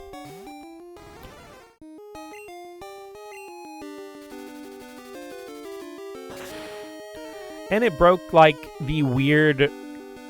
I don't know if you'd call it a curse or whatever, but how Square would either release a game on PlayStation and Xbox or PlayStation and Nintendo.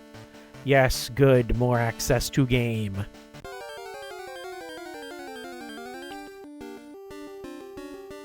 Which, like, again, Square seems to just be releasing everything on every platform. Like I said, it still fries me that Kingdom Hearts 4 is going to be the first time any Kingdom Hearts game has simultaneously released on every platform.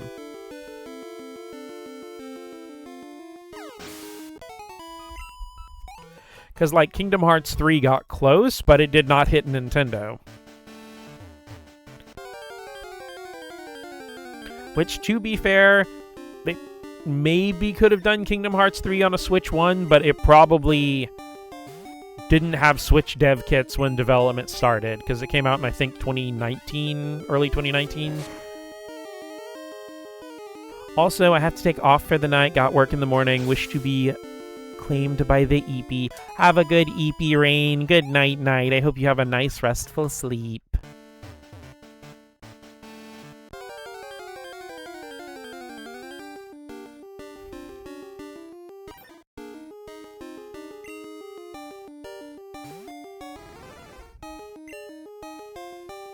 Because, dude, I freaking remember when Kingdom Hearts 3 came out, people were blowing a freaking gasket about there being an Xbox version. Like, people were legitimately upset. Granted, it doesn't take away anything from the PS4 version. You know, like, the PS4 version wasn't, like, reduced or taken away or hampered in any way. It just happened to come out for both consoles. Fucking class traitor. Because, no, I remember, I think Starbucks from Kubi's stream, you know, I mentioned having the Xbox versions of, because they later released the 1.5, 2.5, and 2.8 versions. And he was like, that's so wrong. I'm like, what is? It's like, Kingdom Hearts shouldn't be on Xbox. And I'm like, why not?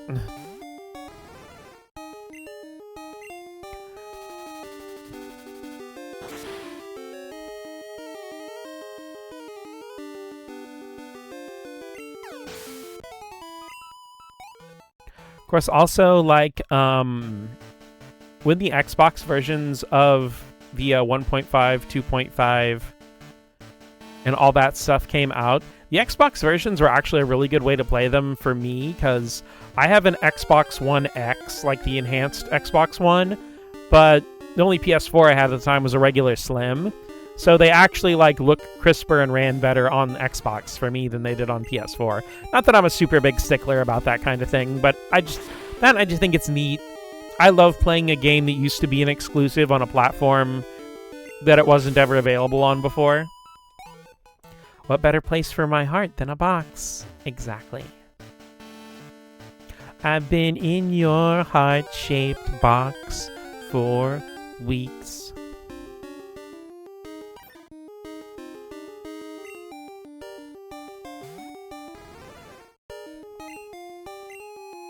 Because it's like, I do quite enjoy buying games for consoles they, quotation marks, shouldn't be on. Because like for Tales of Vesperia Definitive Edition, I got that for Switch. And then like I got Alliance Alive HD, which is originally, the original release was a 3DS game, but the remaster was on Switch and PS4. So I got a PS4 version. Yeah, well, I've been in a box-shaped heart. It's all coming together.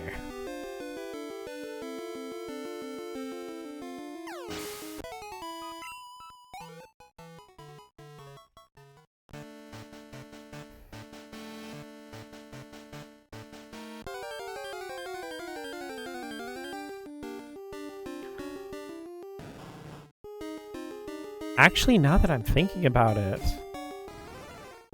has any Final Fantasy game actually released simultaneously on all platforms before Rebirth? Or not Rebirth, but Revelation?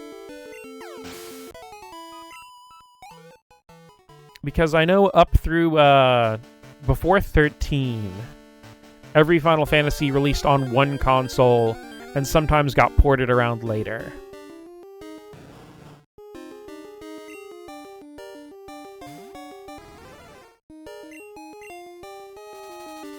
See here, because 14 was PlayStation and PC originally.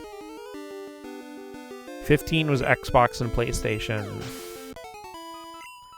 Shit, the normal version of Final Fantasy 15 still isn't available on a Nintendo platform. Hello, this is Todd. Mod, sorry to call you so late. You must be a lot better now, huh? How about showing me your technique in a real battle with me? I'll be waiting on Route 34. See you later.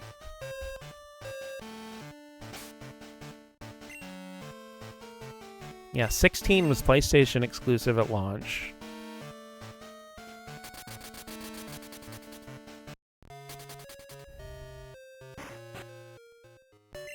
Just like running through the spin-offs in my brain, but yeah, I'm pretty sure most Final Fantasy spin-offs and stuff launched on one platform or maybe two. So yeah, this is going to be both Kingdom Hearts and Final Fantasy's first time launching on all platforms. Yeah, definitely no mainline ones, because like I said, I'm pretty sure every mainline game at launch has been console exclusive. They may have gotten ports later, like I said, but like, yeah, because 1 through 6 were all Nintendo exclusive. 7 through 12 were all PlayStation exclusive at launch. And then like 13 and 15 were PlayStation and Xbox with no Nintendo versions. Closest is Maxima's World of Final Fantasy DLC launching on every platform. Yeah. But I mean, like, that one's kind of weird because, like, Maxima, or World of Final Fantasy was PlayStation exclusive originally. And then because you can only buy the Maxima version on Xbox and Switch.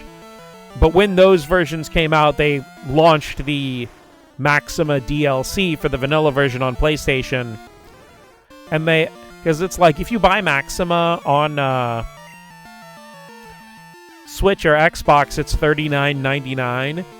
And then, like, they lowered the price of World of Final Fantasy to $24.99. And then the Maxima DLC is, like, $14.99, so it comes out to the same price.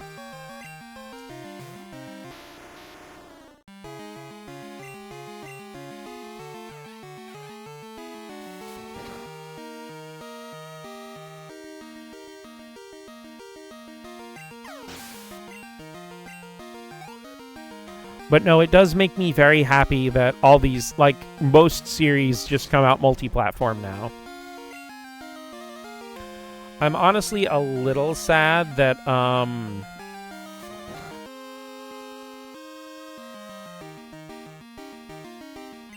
Persona 4 Revival is not going to get a Switch version at launch.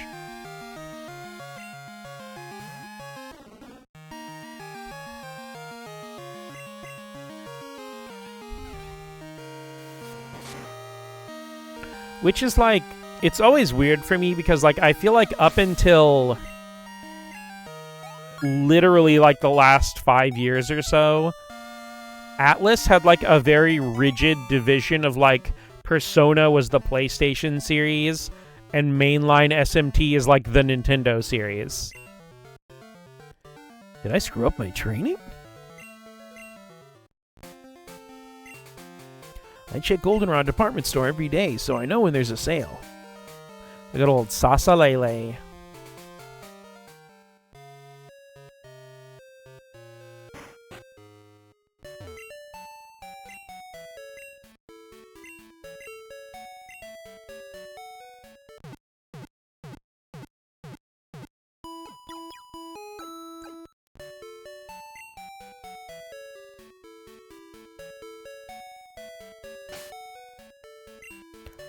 I mean, I am very glad Atlus broke out of it, though.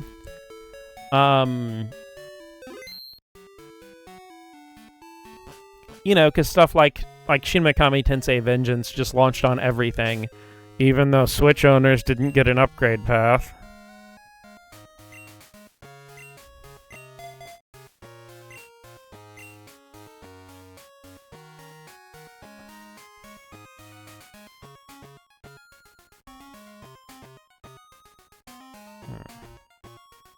Was there something I wanted to do in Goldenrod? Ooh, wait, I remember a thing we can do that we haven't done in a while.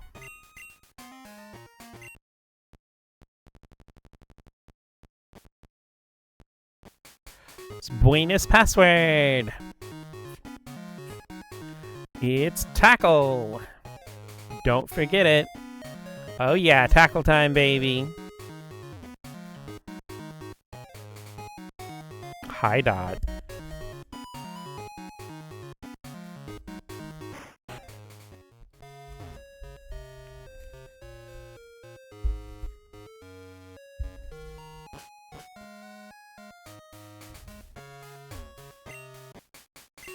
You tune into my radio show? Yes, I remember the password. Is your name again Mots? Okay. Come on, Mots, join the show. Everyone ready? I want to hear shout out today's password for Mots. It's tackle! You did tune in, I'm so happy. You earned 1 point, congratulations. Yep, our contestant was Mots. Thank you for coming. I hope all you listeners will come too. I'll be waiting. Let's see, how many points we got? 1. Boy, I've been forgetting about Buena. Nintendo has forgotten about Buena's password.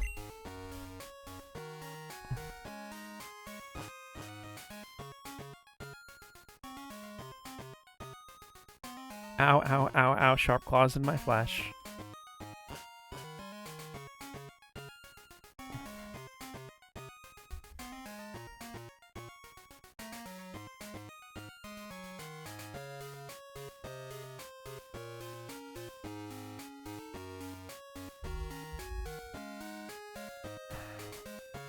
Give me just a sec, I gotta pet this baby, this spoiled rotten little baby butt. Little fuzzy baby kitty.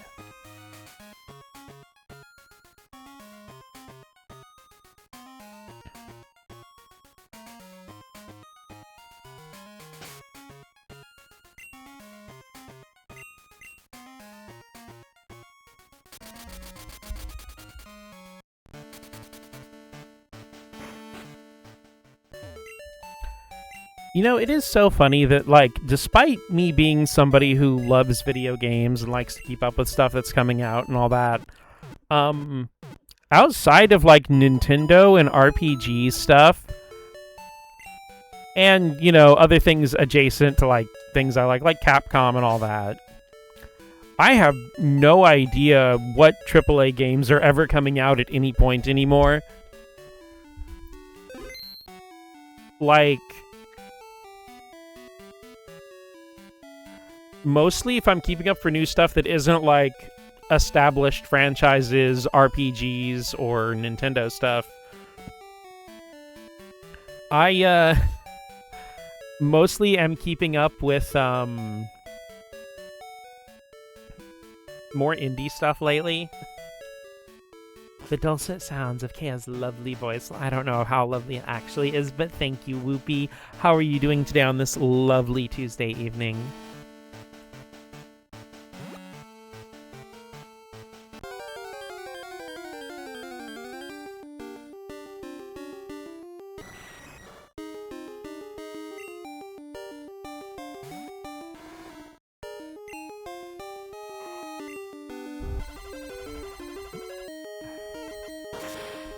I am being assaulted by fuzzy cuteness.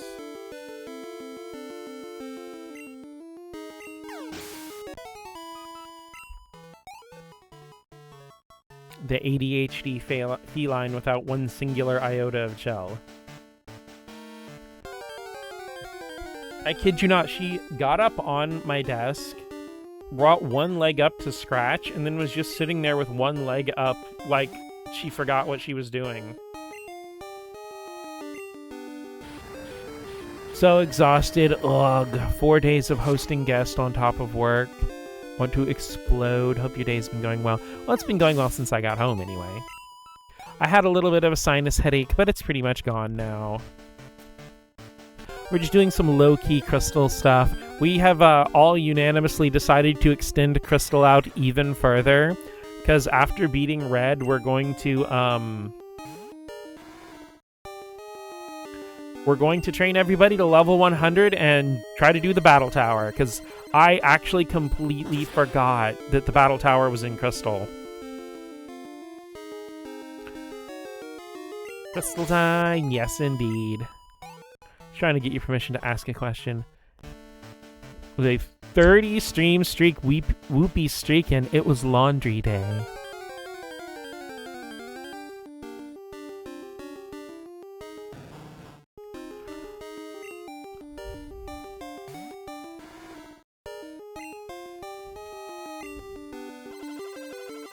I mean, doesn't everybody just go titties out at the laundromat? That's normal, right? Alright. A fresh, warm 30. Straight out of the dryer. Leveling up my Quagsire.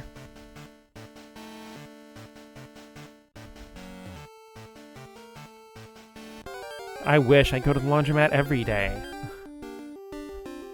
It's like, Whoopee, why are you at the laundromat? You're not washing clothes. Don't you have a washer or dryer at home? You're like, ha, don't worry about it.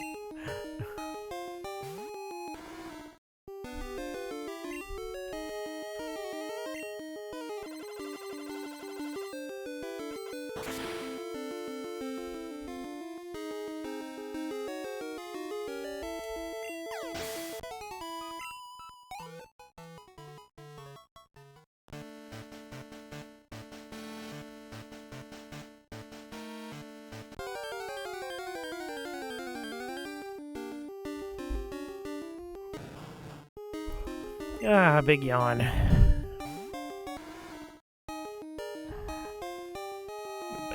But.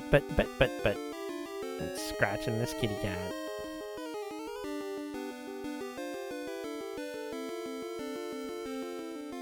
Distracted by cuteness, I'm sorry. Everybody grab your favorite sugar-free, caffeine-free beverage of choice. I got my water tumbler right here. Take a nice big sippy.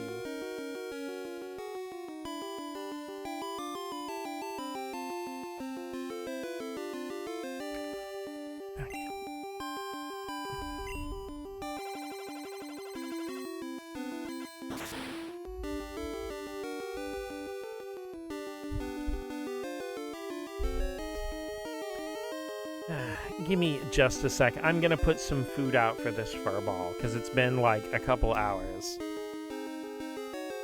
believe I've only ever been at a laundromat once in my life when our washer and dryer broke, but it was actually a pretty nice vibe. You know, I couldn't play Street Fighter while I was there. Yeah, sadly, a couple years ago, they took the Street Fighter arcade machine out of that laundromat. It made me very sad. I'll be back in just a minute. I'm gonna go feed this furball.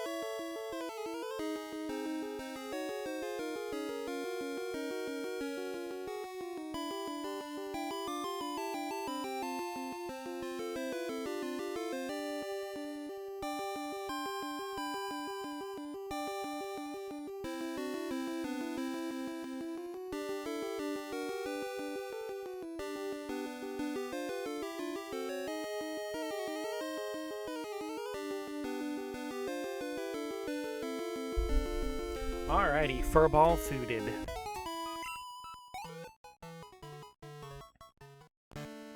And actually, like, it's my usual thing to just go to laundromats to do my clothes.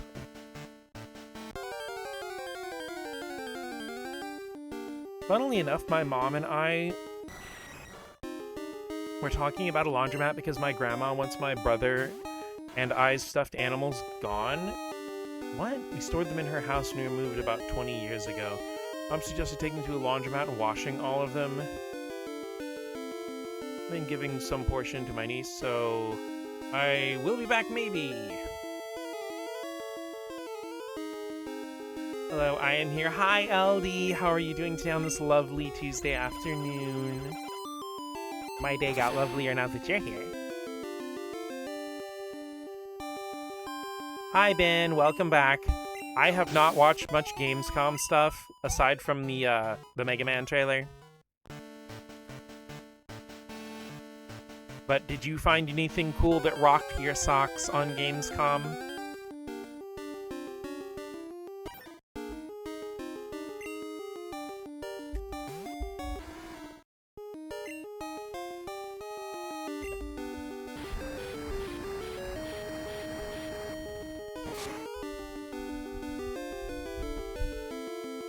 Relations still looking amazing. I figured.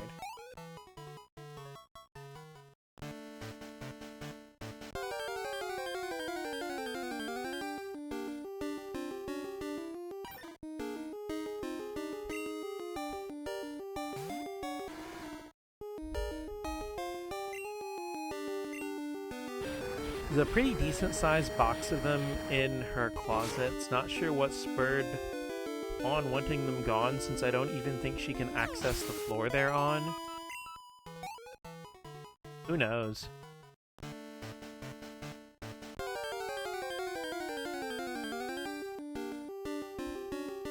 feel like some people just spontaneously get fussy about things to have something to fuss about.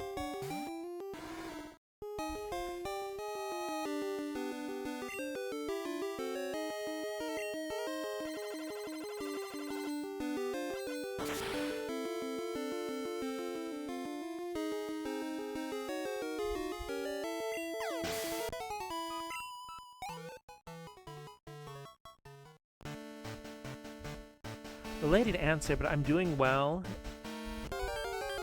Yesterday was a rest day from exercise, and it was the worst day of the week by far, but I am fixed now. Well, I am glad you are better. I saw your drawing you were doing, and it's one cute little face, but it looks fantastic. I know I've said it before, but I just love the way that you capture 3D form.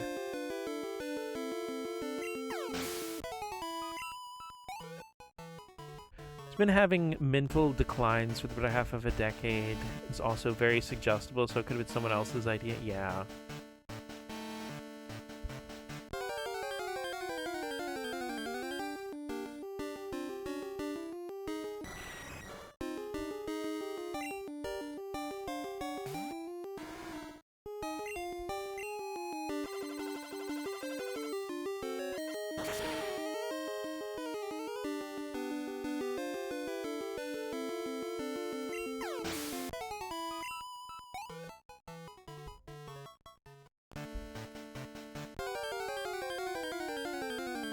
Insert funny Final Fantasy VII joke here, cause 7. So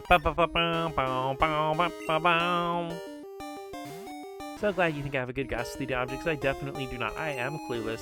I don't think you're as clueless as you think you are. You may not actively consider it while you're drawing, but I feel like it's just something natural from all of the years of hard work and practice you put in.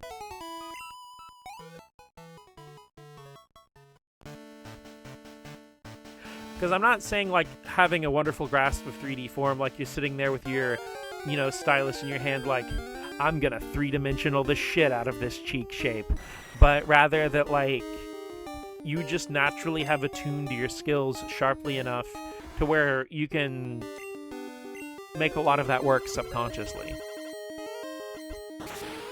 But then again, it also goes to the other thing I've mentioned before, where, like, everyone else does not see all the struggles and stuff that you put into a piece of artwork or how you're feeling at the time.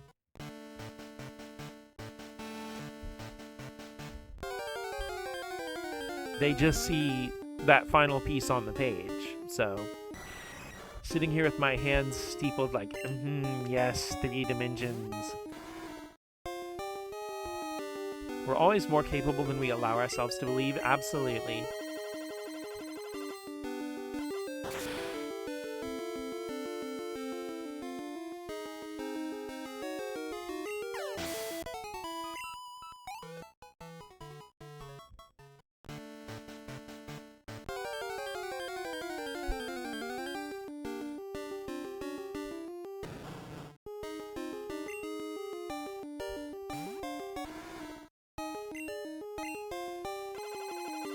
Actually, throwing it out there, Ben, have you played the original Final Fantasy VII, like the PlayStation 1 game?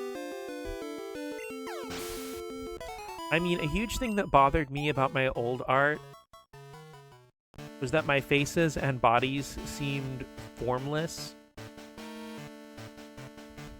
Didn't really make sense, so maybe you're onto something.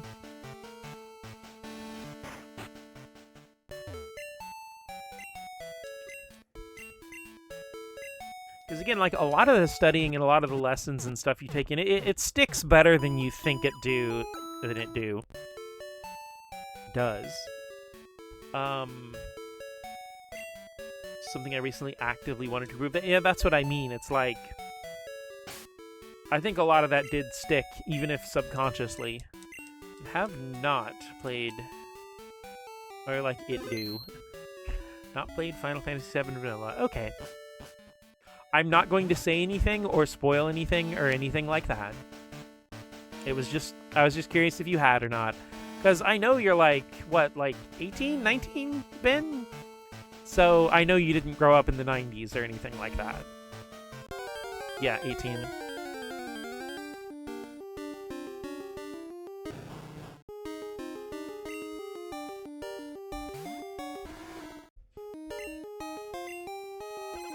I mean, I will say I love the game, and I definitely do recommend playing it. I know you watched Seventh play some of it, I'm pretty sure.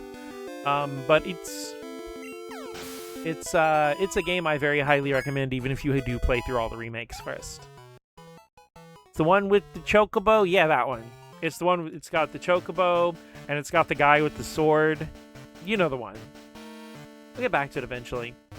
Cool. We know you will, yeah. Well, I mean, that's the thing, Seventh, is like, you know, the streams are just... I mostly just show up to hang out with you and the gang. The game you're playing is just a cool, like, set piece for us to talk about. I had 2 of the guys from Smash Brothers. Holy shit, Incineroar and Isabelle are in Final Fantasy VII? How did I choose two of them that start with I?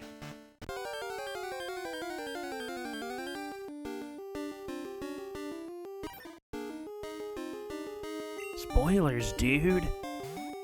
Sorry. And here I said I wouldn't spoil it. Please forgive me.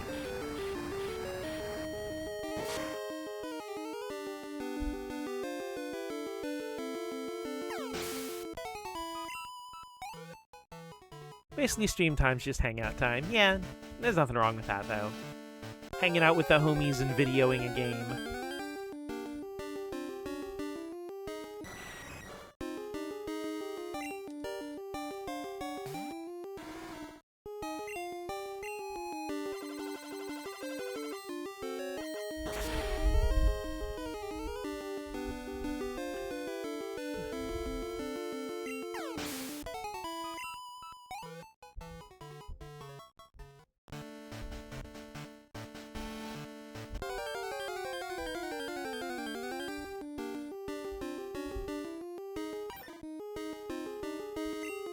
I really do be thinking, though, like, is there another better place to grind that I'm not thinking about?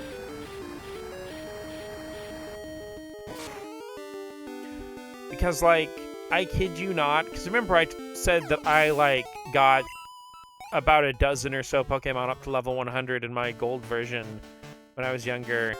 It was mostly just done right here in this area. I don't even think I remembered to do the Cal battles. It was just mostly here. I immediately said, Declerb, if that's any help.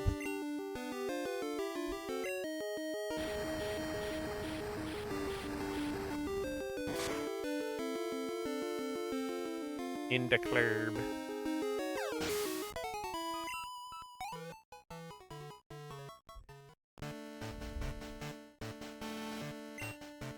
Mount Silver. It's dark.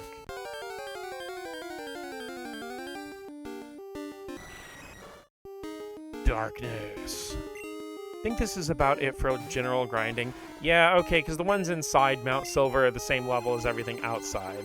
I think it just also has Larvitar and Misdreavus.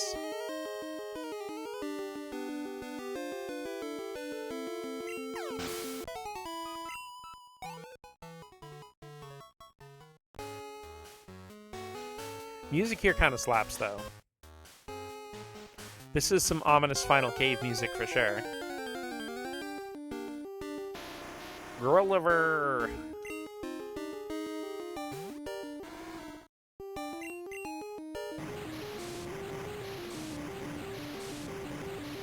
Because, I mean, that area outside is handy because the Pokemon Center's just right there.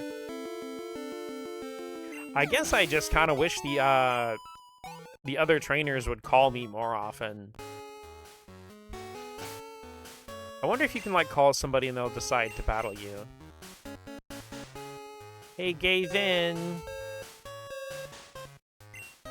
Oh, out of service area, damn. Oh, shit, I just noticed, like, look. The little service signal on the top there even has 0 bars in the cave. That's cool. And then we go outside. And look, it's got 3 bars. I don't think I've ever noticed that detail before. Never noticed that. Damn, the cave's literally no Wi-Fi.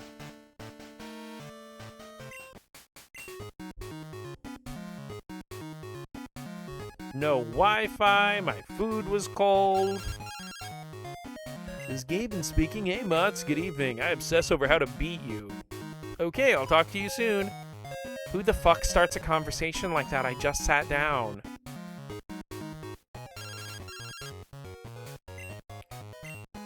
Haven't found anything useful yet. I promise if I find anything, you can have it. Bye, let's chat again. How the hell do bears and bats use the internet then? I know, right?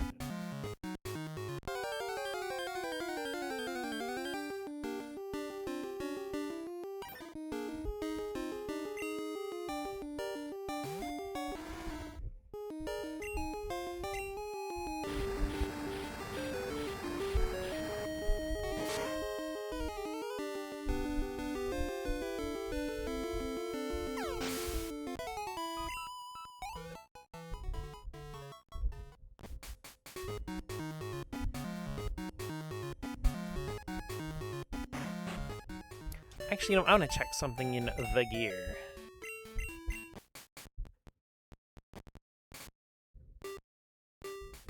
Okay, so today is a Pokemon March day. Pokemon March could actually be handy because it makes more Pokemon appear.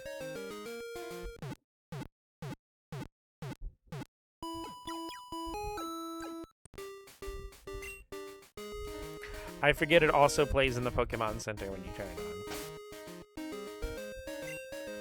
Honestly, like,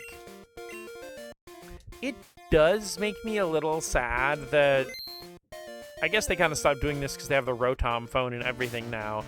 But, like, every game, they would, like, completely redo the tech device or whatever. But you would lose a lot of functionality between generations. Because, like, I don't think any generation but Gen 4 and then the remakes obviously had, like, the radio.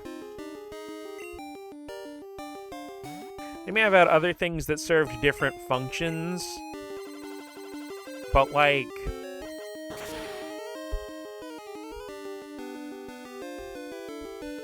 I'm sorry, saying the word function just made me completely derail and think about the Marvel vs. Capcom Infinite and 7th's Ultron video about him mentioning the function thing with Ultron's flight. But it's like, it will have, like... No, it's fine.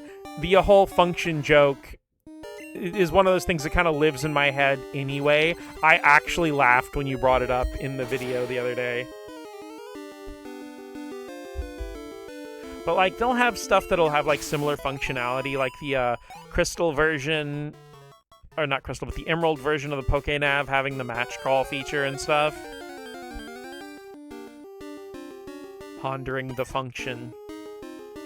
Oh my gosh, Maddie, that is so fucking perfect. Like, that feels like wonderful fighting game meme material right there. It's like, no, I'm not choosing my main, I'm pondering the function.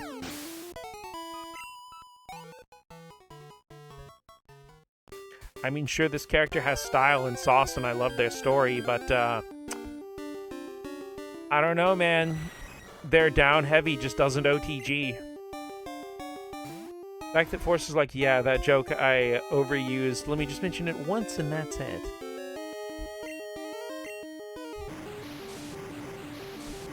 I mean, I feel like the best way to tap into an overused joke is to bring it up once and not dwell on it. Just let everybody have their Leonardo DiCaprio on the couch pointing forward gif moment.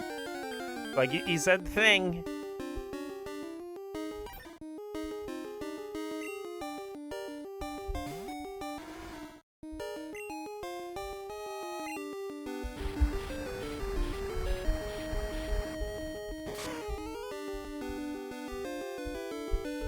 I'll never consider Yuri Sakazaki as a function, because she's the best and does not deserve to be called that. Very true. I'm no comedy writer, but I know when not to drag out a joke. I don't know, 7th, I feel like you are actually very good at, deadpan comedy. Like, there have been bits and pieces of your videos that have made me legitimately laugh, because you brought something like that up and didn't dwell on it. You just, like, kept going, and it is actually, like... Because I feel like that, and, like, is something you're just really good at.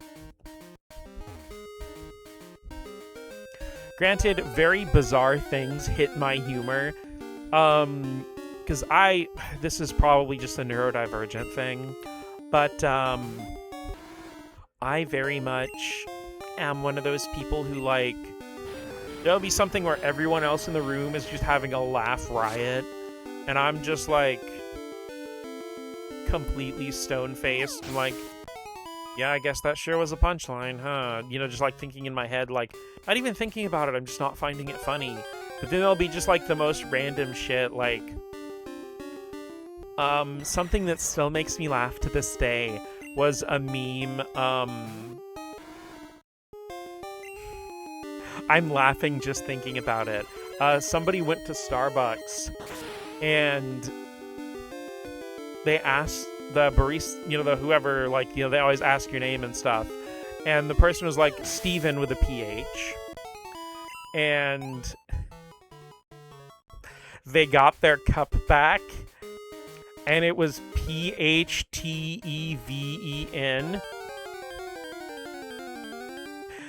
And then there was just a reply under it. There was a picture of this chihuahua with, the top of its teeth and its tongue out, just with a caption over it with quotation marks said, Steven.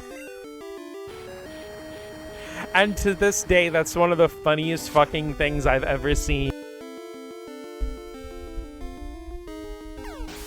Flashback joke in the heavy metal video, the one joke from the Arthur video says otherwise. I think calling obvious attention to a joke makes it less funny, personally. Shooting a zinger and keeping moving is the way to go. Absolutely. I agree as well. Yeah, somebody had fun with that order for sure. It's not even something you find funny. Is it even something you find funny if you can describe why you find it funny? That's fair.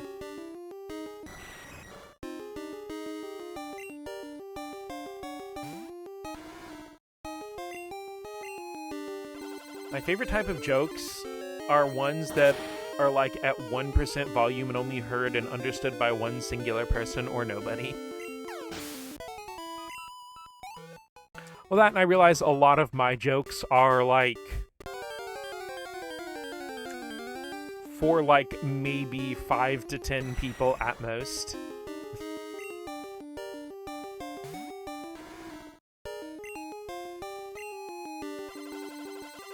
There are a lot of jokes and a lot of things in my head that I have thought about, and I'm realized no, literally nobody is going to get this but me, because I am literally the only person in this cross section who's going to get this joke.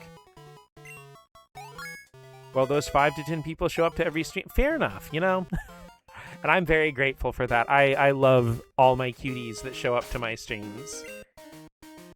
Dang. Cheeto Chew is at level 75.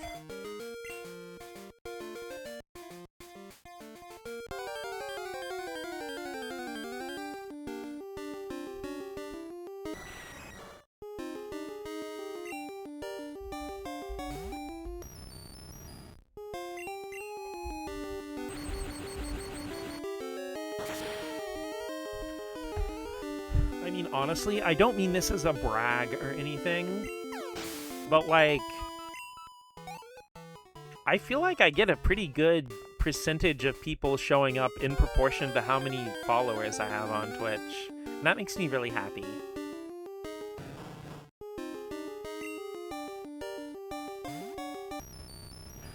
Because I feel like a lot of people who aren't, mega huge streamers kind of tend to sit in the 5 to 15 range for most streams. For you. Thank you, Ben.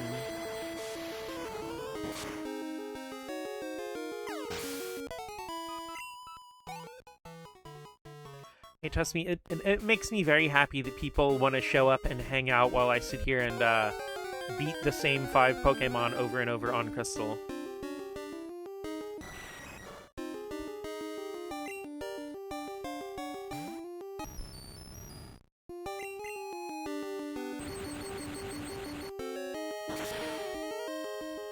I really do wish this had more places to grind than just 10,000 Golbats or the Elite Four.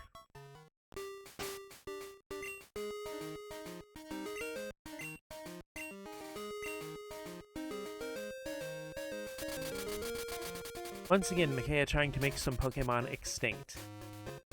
Listen, man, I need the EXP. Besides, they're fine. Like I said, the Pokemon don't die, they just faint. I mean, I don't even think, fainting is really the right word. It's a trail of passed out Pokemon in her wake. Ah, it makes it sound really bad.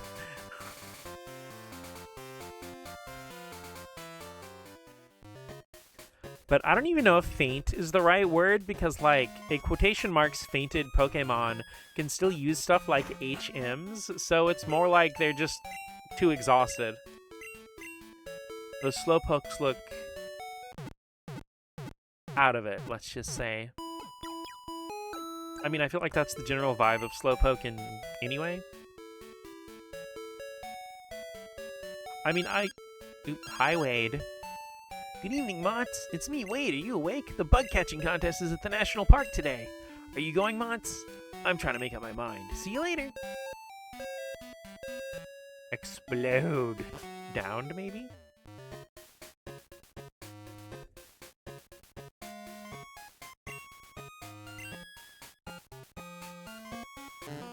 Oh?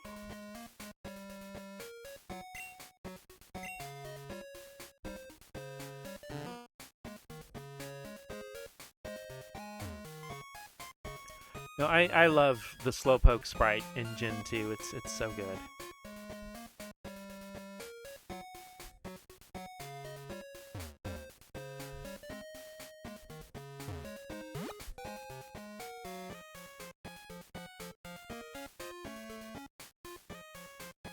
I'm just gonna stand here and enjoy the Azalea Town music a little bit more.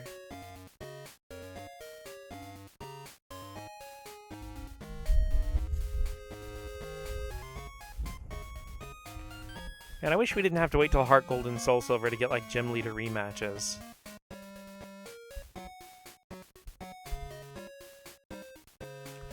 But again, I can't really be mad at a game for not having something that wasn't implemented until, like, 9 or 10 years later, so... bobbing your head to it. Awesome. Standing here, she's standing here.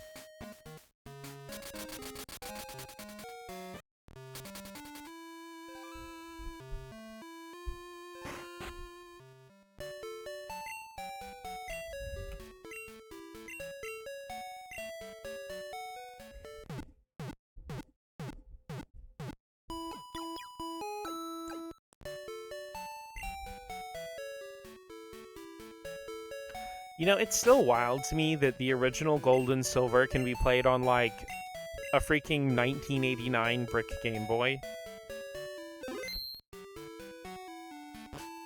I'm not dissing the OG Game Boy or anything. It's more like... just kind of wow. You know, just how deep you can push game design on such limited hardware. It's so amazing to me.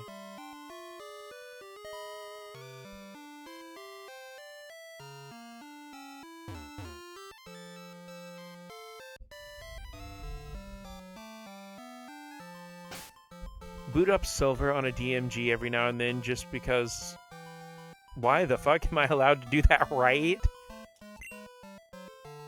I mean, again, you know, like, I know this is Crystal, which is Game Boy Color only, but, you know, in general, it's like, it's not that far removed from Gold and Silver, and this is a game I put 200 hours into, you know, like, this is a big deal full RPG from 2001.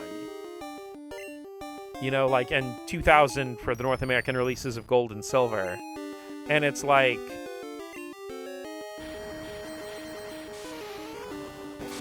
because, again, yeah, I know I'm stuck grinding in Pokemon that are much lower levels and stuff like that, but, like, I feel like you probably weren't meant to bring the game down around this far. But even so, you know, just for the main playthrough of, like, 20, 30 hours, it's still just such a robust and fully featured game.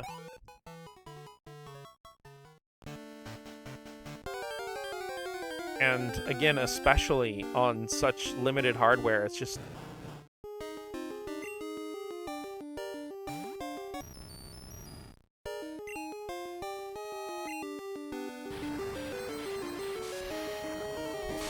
because it's funny, I always forget how small older games' file sizes are.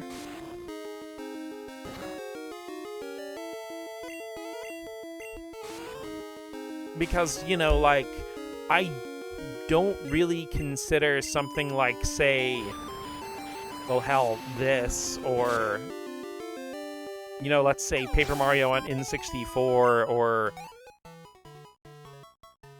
like Xenogears or Vagrant Story or something to be that much of a step down from a modern game or anything, aside from things like quality of life features.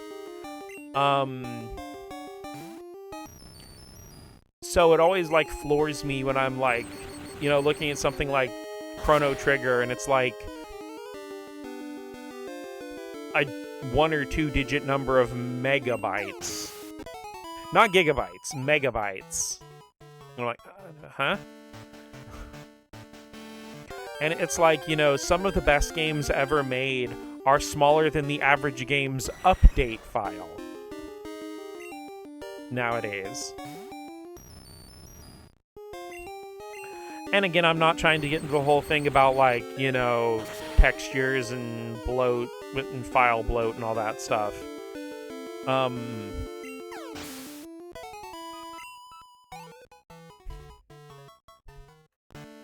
Because I have mentioned it before that one of my least favorite things about modern gaming is fucking managing storage all the time. I mean, I know you still have to do it with older stuff, especially if you were, you know, if you're a kid who only had one memory card for your PS1, PS2, or GameCube. You know, it was still sucked back then, too, but, like, stream is literally several thousand times the size of Crystal's Realm, right? That's crazy to me. It's like that one screenshot of Super Mario Brothers with the text, "This image is exponentially larger than the entire file size of Super Mario Brothers."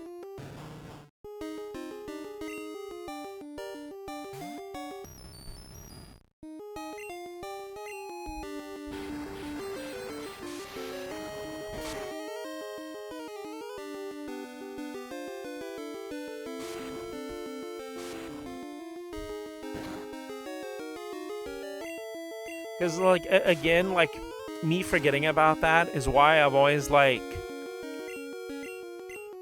Because it took me a minute to structure this in my head properly. But the file sizes for, like, the NES, Super NES, and Game Boy Advance NSO on the Switch are, like, really small. And I'm like... Oh, I didn't think they streamed the games. I thought they were, you know, locally available. And I'm like, yeah, you can play them offline. So I'm like, oh, wait, that's right. You could fit literally the entire NES and Super NES freaking library on, like, a 16 gigabyte SD card. And probably still have plenty of space left over.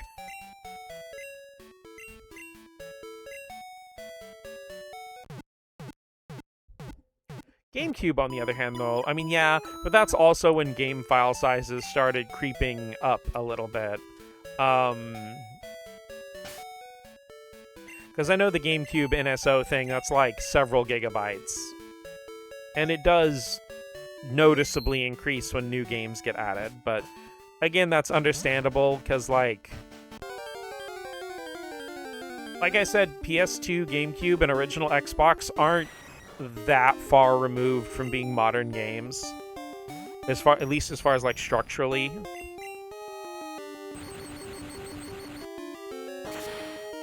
And when you're getting, like, huge ass games like Wind Waker, it's understandable, I think.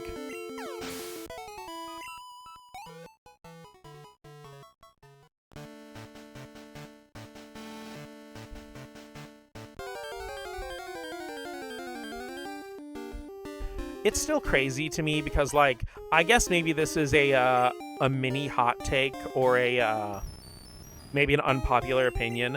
I don't know why anyone complains about NSO. It's literally the only subscription service that's worth it. Because $50 a year in comparison to everyone else for what you get is incredibly low. And, like, you're literally getting instant access to literally hundreds of the best video games ever made.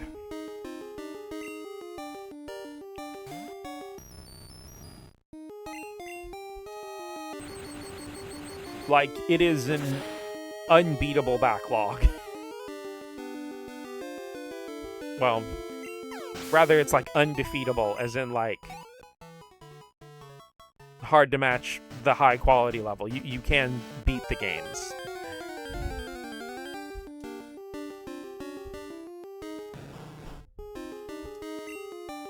More worth it than PS Plus. PS Plus is so fucking weird because, like, okay, the highest form of PS Plus is like, oh, this one's much... Yeah, this is definitely worth $60 now. No, that one's $150.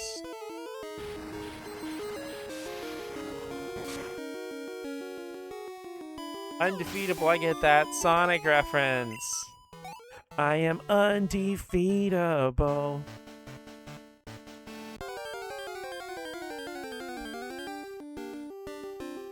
It's like, the PlayStation Plus prices are like, they feel like a parody, almost. They're like insane.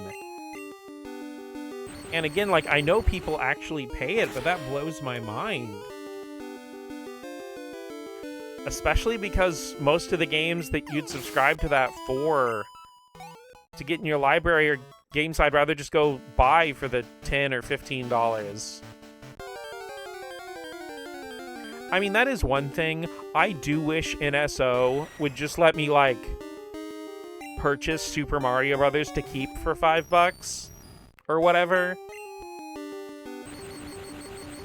That's the one thing. I feel like Virtual Console and NSO should be able to live in harmony. But it's still hard to complain when the library is that absurdly good. Especially when you have stuff like Jack Brothers and Crusader of Sinti just on tap. These games that are literally more expensive than an actual Switch 2. What it takes to be undefeatable or whatever.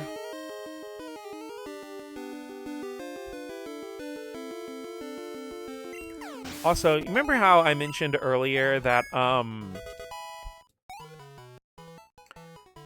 like, my love of the Switch 2 Joy-Cons has made me realize, like, made me acutely aware of button travel on other controllers. Similarly, playing Ape Escape on PS4 and PS5, because it's one of the ones available that you can buy, the original Ape Escape, has made me acutely aware of how different the analog cone of movement between a DualShock and a modern PlayStation controller is. The amount of times I've just run off fucking ledges because I wasn't anticipating the cone of movement properly. Or how twitchy some of the, for people who don't know, most of the items and abilities in Ape Escape are controlled with the right analog stick. So yeah, how twitchy some of the items feel when I don't feel like they should be like that. Granted, I've never owned Ape Escape on PS1, and I've only played it a little bit on original hardware, because a friend had it. Like, very little, but it's like, I don't remember having that many issues with this or that on there.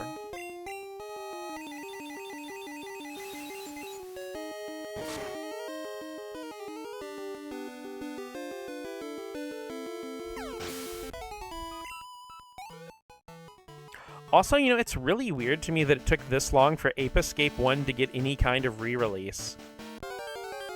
Aside from the, PSP remake? On the Loose, which is a really odd remake because like, Ape Escape's whole thing was kind of being, like, the playground for the DualShock when it first came out. Shit, it's one of the few PlayStation 1 games to actually use the second analog stick for anything.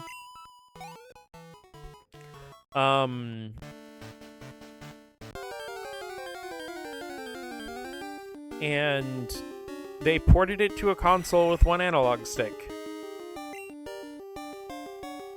Because, I mean, I think On the Loose is a good game, but it just feels completely different just having everything mapped to buttons like a regular old game.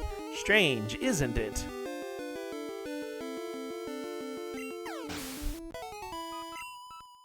Knows everything you're going to do.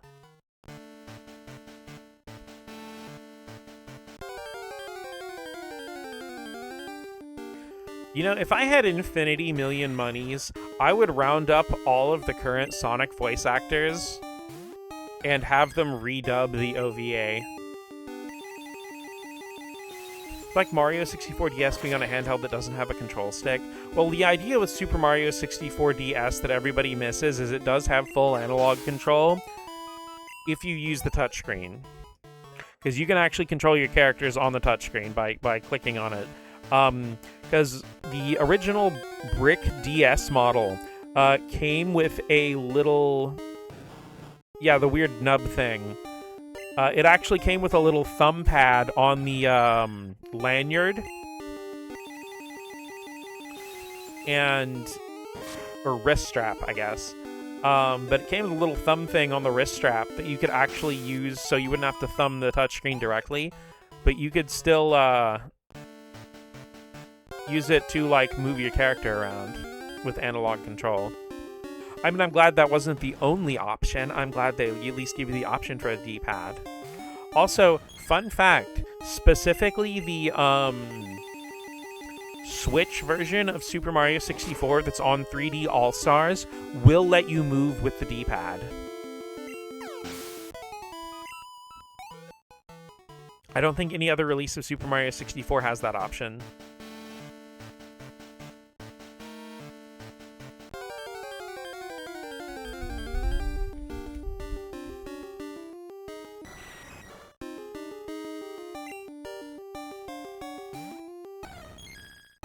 Because that's the thing, is like when they were developing Super Mario 64 DS, I don't think they thought about people playing it with the D-pad. I am pretty sure the idea was that you would just use the touchscreen. Which, like, it kind of sucks that it doesn't have an option to put the 4 face buttons on the D-pad in that case, in case you're left-handed and it'd be more comfortable to do it the other way.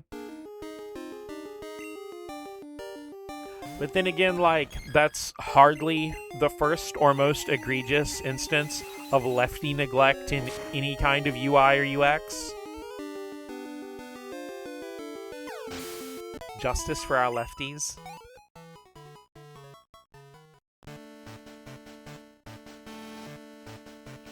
Though I will give a massive shout out to The World Ends With You.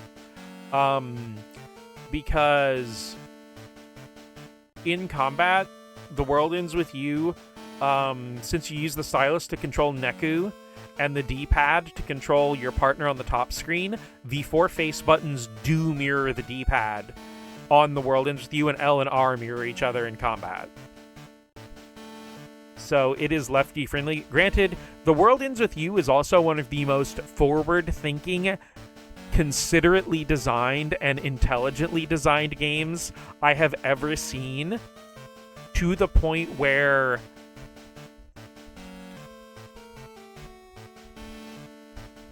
modern games still have not caught up to the original World Ends With You. That 2 was great when I first played it. I was so prepared to be angry, just anticipating the left hand. Yeah. But no, it's lefty friendly by default. It's not even a setting. It's just both halves of the DS's button layout mirror each other. Which is cool, because, like, even if you're not a lefty, you can just switch hands if you're tired, and you don't even have to change a setting or do anything. I mean, one of the most amazing and revolutionary things in The World Ends With You that I wish more games caught up to is The World Ends With You will reward you for not playing it. And by that, I mean, if you take a break from the game, when you open it up, all the pins you had equipped will gain EXP for up to 7 days. So the game, and, you know, I remember, I think it was a Nintendo Power interview, they actually asked the director, why is the game rewarding you for not playing? And he's like, well, I think one of the big themes of the game is, going out there, expanding your world, making your life brighter, because the whole thing, the world ends with you, is that the world only goes as far as what you're willing to experience, what you're willing to let in. So the world can be as big or as small as you want it to be. And so they're like, we wanted to encourage people to take a break from playing a game and go live their life and have fun.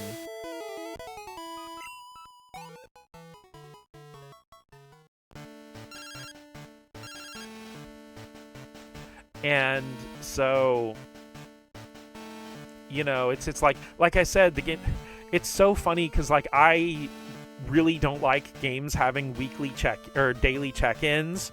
So the world ends with you having anti-daily check-ins is crazy to me in such a wonderful way. Kid you not was prepared to play with the DS upside down to use the D-pad with the left hand. Really just a rehash of resting XP. 14 gives you an XP bonus if you stop playing while in a city. That's interesting. It's me, Dana. Right now I'm on Route 38. If you're close by, let's battle. I'll be waiting for you. See ya! I mean, honestly, it's really cool that 14 has that implemented of rewarding you for taking breaks from the game. Like, I think it's especially prescient for 14. I'm probably using that word wrong. But I think it's especially important and good for 14 to do that. Because, again, When the World Ends With You was a new game, it wasn't, like, daily check-ins and stuff weren't that common outside of, like, Animal Crossing. And even then, yeah, Pokemon Gold, Silver, and Crystal and Heart Gold and Soul Silver would have had it, but, like, it wasn't, it's nowhere near as aggressive in these games as it can be in a lot of modern games. But 14 being a modern video game that encourages you to take breaks and take time off from playing it is just so important.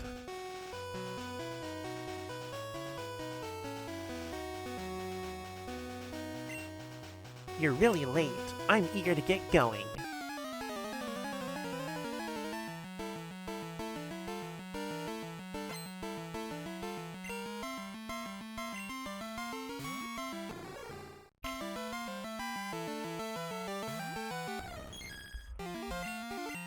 I don't know, if my Pokemon Crystal playthrough were like in anime, which one of the phone number characters do you think would be my two companions? I think it'd be Dana and Wade.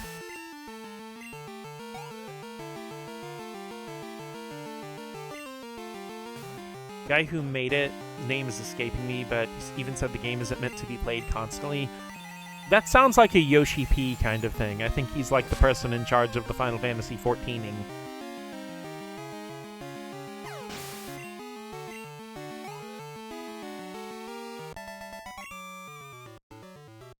See, so you can battle that way.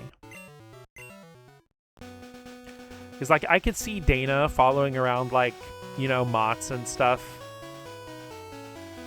And being like, oh, I want to learn your master battle tips and stuff. And she's got, like, her Psyduck and her Flaffy following her around everywhere. And then Wade would be, like, just there because Wade's cool.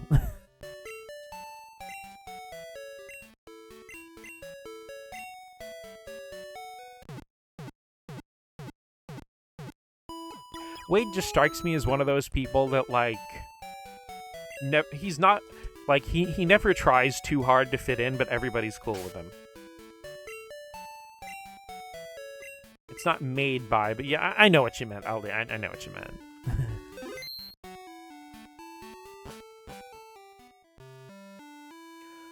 A lot of video game, like, language and stuff around it does tend to, like, kind of sometimes fall into the, like, the most famous face, you just associate that with the whole game. Because, like, Hideo Kojima made Metal Gear Solid all by himself, just like in a cave, pounding the PS1 disc with a hammer, like that one scene from the Iron Man movie. Final Fantasy XIV's God. You know, Kojima wrote, direct. Never mind.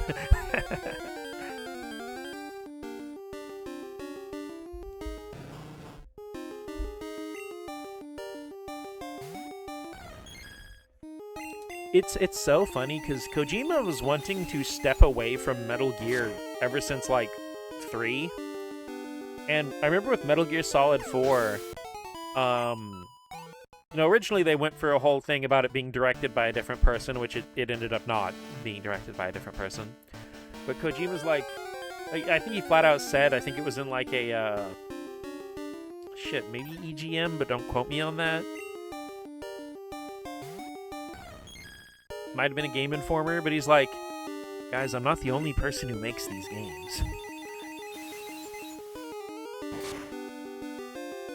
Honestly, a part of me secretly wishes that it had been Boktai as the thing that had caught on. Personally, I think Diango, the protagonist of Boktai, is just one of the best shonen character protagonist designs of all time. Like, he manages to look both recognizable and distinct. That, and, I'm a sucker for, character having scarf and goggles. Stray Band-Aid helps too. It's like, I wish it was easier to actually share with people the gameplay loop of Boktai, but it's really hard to, like, stream it authentically.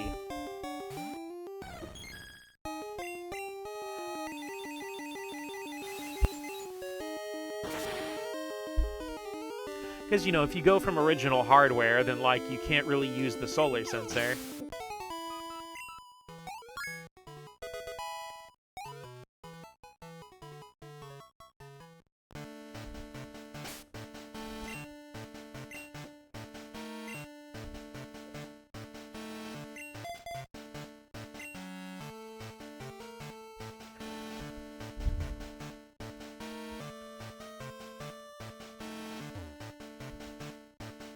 And if, like, you emulate it and stuff, you can emulate the solar sensor's functionality, but...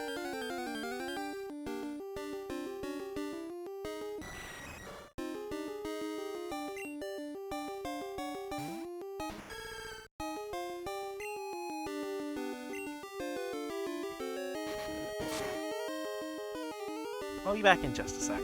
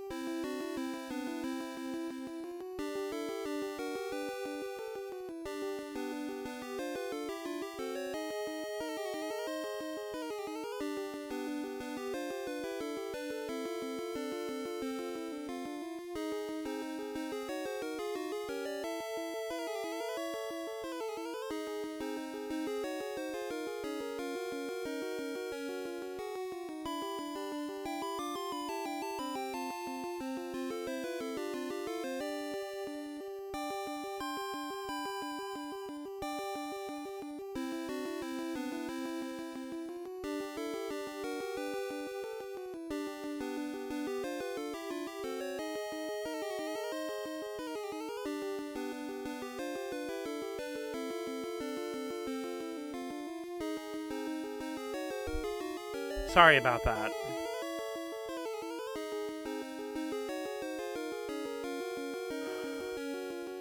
See, that's the dark side of having really good metabolism. I could not actually speak because I had gone too long without eating something. I just scarfed down a Pop-Tart real quick.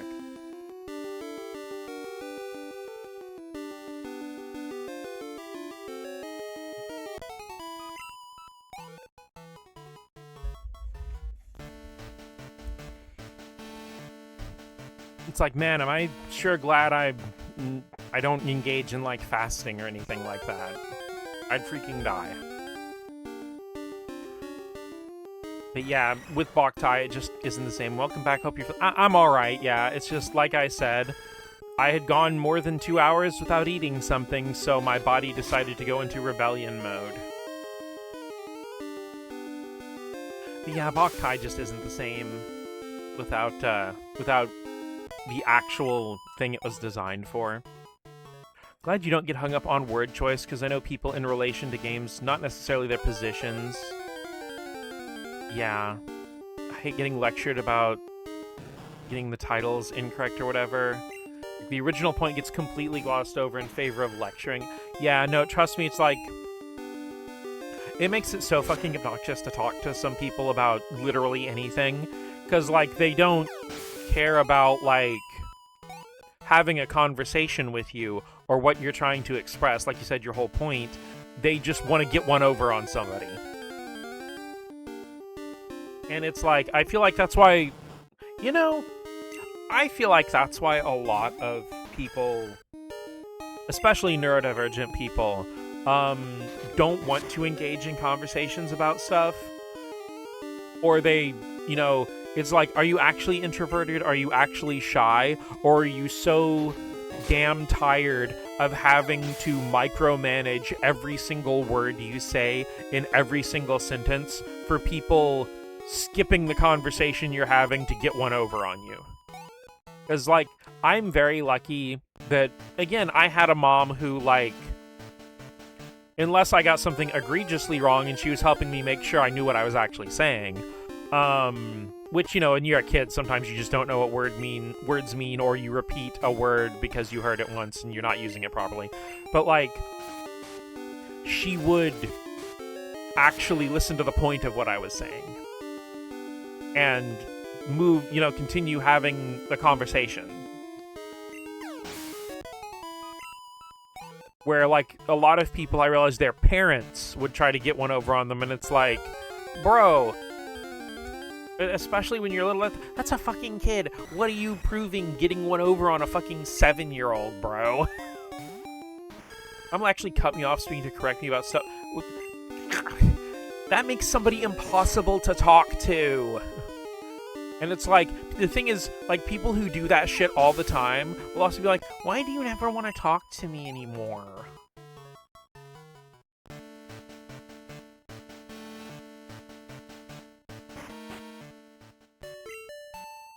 But no, it just makes, like, you can't hold a conversation with people. Usually means the same was done to them in their formative years. And it's like, once again, it fucking sucks that that's something that gets carried on, like, I guess, generational trauma.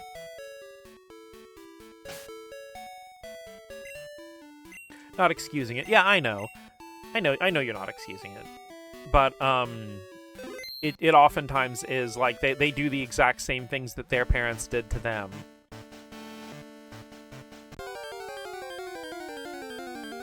But, like, you can change that kind of thing, is the thing. You don't have to keep doing it, right?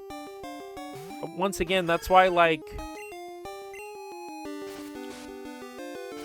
Also, in a way of not excusing it, but, like, my mom's father basically behaved the same way his father did.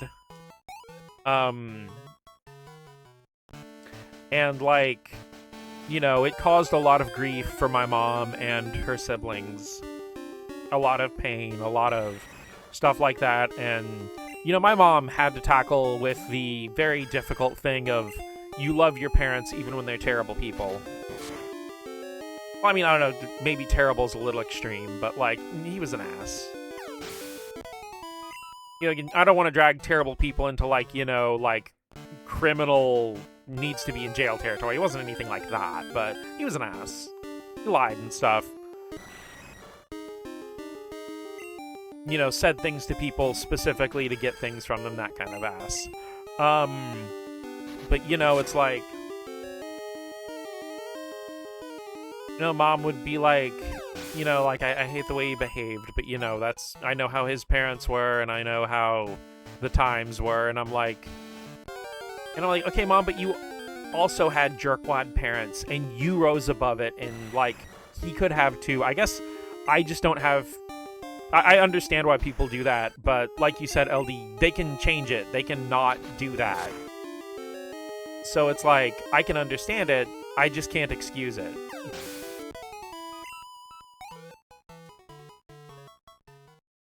But then again, it's like...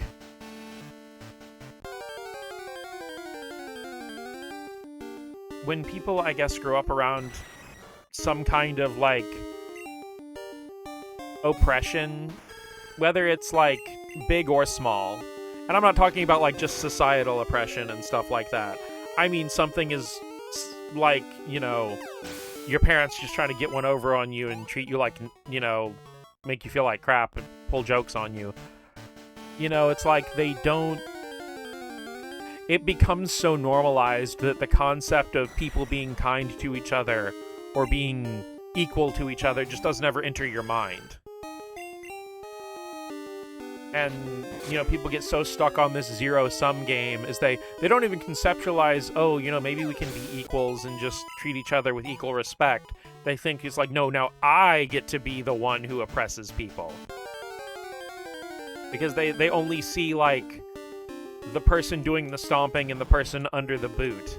They don't even conceptualize that no one really has to step on anybody. I guess...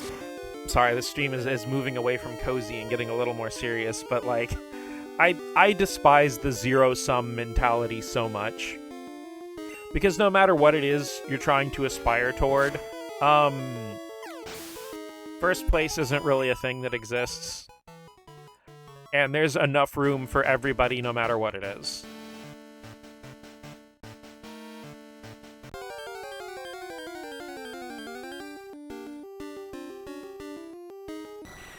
Okay, sorry, back to being a funny little game mouse again.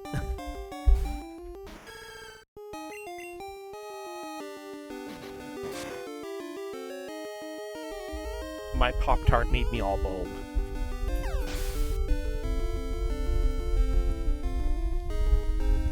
Man, like I said the other day, I just need to keep snacks in my immediate vicinity when I'm streaming.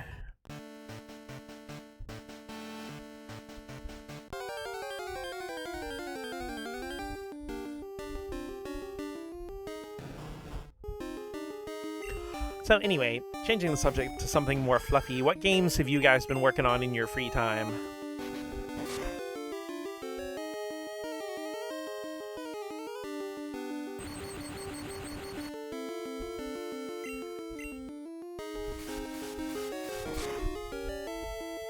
Also, oh yeah, I remember the other thing I was gonna mention. The other game that I noted at Gamescom was fucking Mariachi, I think Mariachi Legends, and it had like a really sick pixel art look, and it's funny because like the graphic style and the HUD both reminded me of Symphony of the Night, and I wishlisted it off of that alone. I am such an easy mark. Pop-Tart reminded me I want a second helping of dinner, but I've not gotten up to get it yet. Fields of Mystery continues its reign over my life. You know, Stardew Valley never really grabbed me, but Fields of Mystery actually looks cool. I do also love that it kind of has like a late 80s kind of art style too. Honestly, a snack redeem could be fun. That's a good idea, Maddie. Actually, legitimately good idea. Maddie, could you send that reminder to me on the Gay Nerds chat sometime? So I remember to write it down in my streaming notebook and hopefully implement it.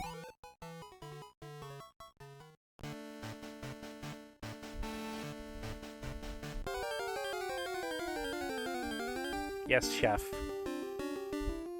My compliments to the chef.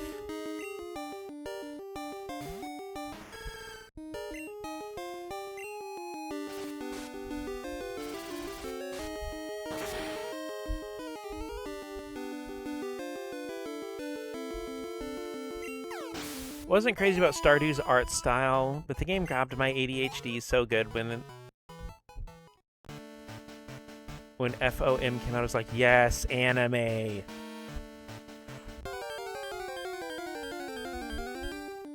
I mean, that's the thing. I don't hate Stardew's art style or anything, but it doesn't really sing to me either.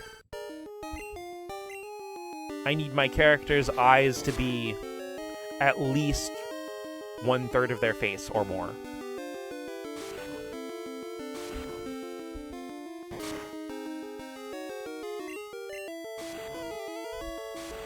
Though that does remind me, I don't remember which anime this was, but I know it was like an early 2000s moe anime, which was like peak giant eyeball territory. And I remember one of the characters was looking for their contact, and when she picked it up, the contact lens was like bigger than her entire hand. Like it looked like a little clear dish, because they actually animated like the contact lens sized to how big her eyes actually were. And it's just one of those mental images that has stuck with me forever. Beautiful. Yes, it's so good. I'm sure there's like 200 anime mods for Stardew, but it's not the same. It doesn't feel right modding the art style. Yeah, I feel that. Honestly, I don't really run mods in any games I play, even though I'm playing PC a lot more lately. I mean, at least for me, like, my first experience with the game, I kind of want the vanilla experience of what the devs originally intended. But that loops back around to my whole thing of, like, you know, liking to engage with games as a piece of art and think about what the artist intended and stuff.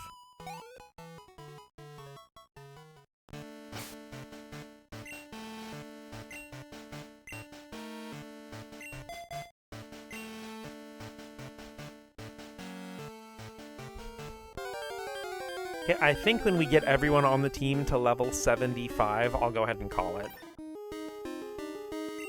Because it has been over 3 hours, and I probably need to make myself some real food and not just a Pop-Tart. I mostly do quality of life mods when I get a good handle on how the game is vanilla. Just placing one fruit tree out of my desired pattern by accident will legitimately ruin the experience.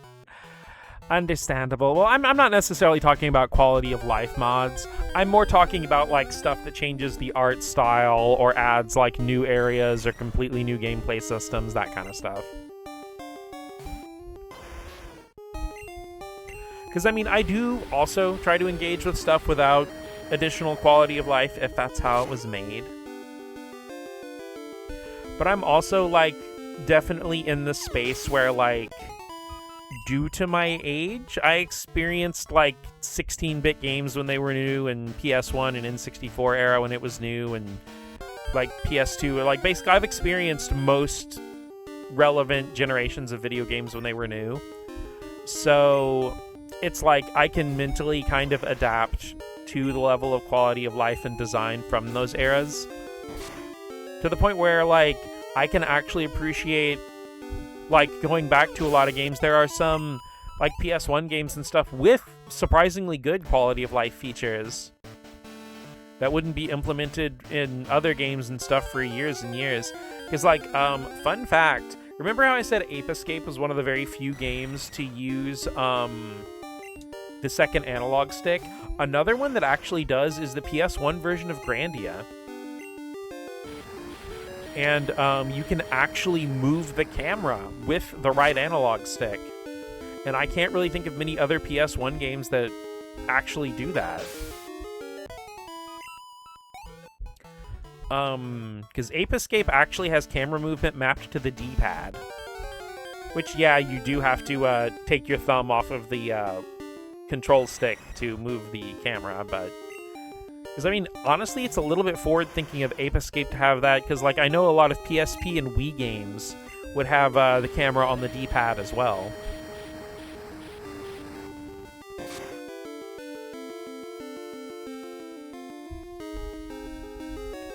Like, the Wii games in particular, if you're playing with remote and nunchuck, it would have the camera on the D-pad.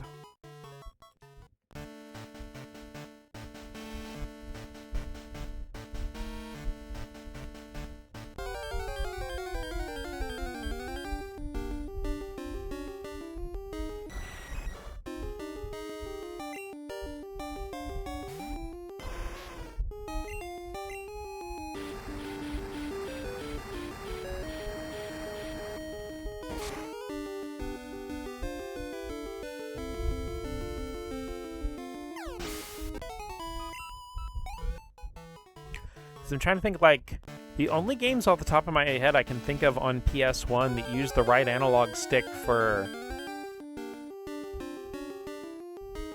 anything are, like, Grandia, Ape Escape, obviously. Like,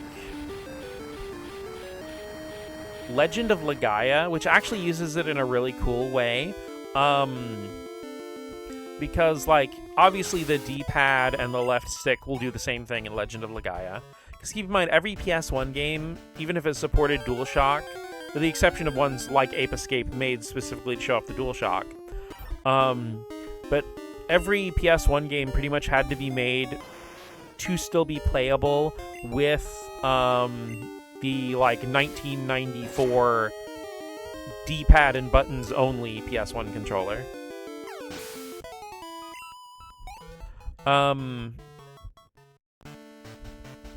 Let's see here. I'm pretty sure Mega Man Legends 2 uses the right analog stick as part of its whole movement system.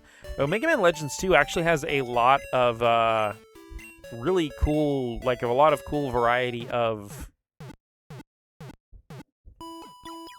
control schemes you can set up.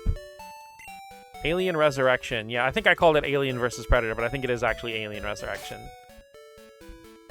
And yeah, it pretty much uses just the modern FPS controls, which on a PS1 game is crazy, but really cool.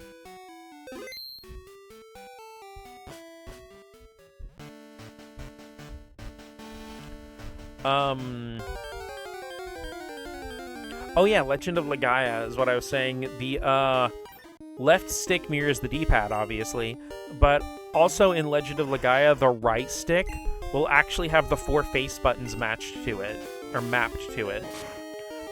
So you can play the game entirely with just the sticks and the triggers and shoulder buttons. Because, like, down on the right stick will be X, and then, like, you know, right will be circle, up will be triangle, left will be square.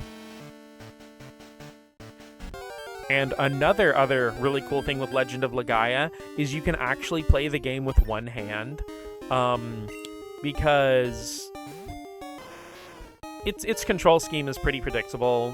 You know, it's like a turn-based RPG, so you know, like, X is confirm, circles cancel, triangle opens the menu. But in Legend of Legaia, confirm and cancel are also mapped to L1 and L2. And then select will also open the menu. It does the same thing as triangle. So you can play Legend of Legaia with just your left hand. Which is just, like, insanely cool and so forward-thinking for a game from, like, 1999.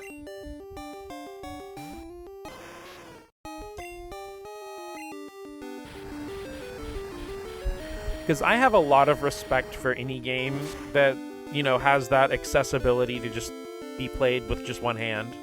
Which, like, granted, I know not every game can do that. A lot of games do need everything on the controller to be able to play, but...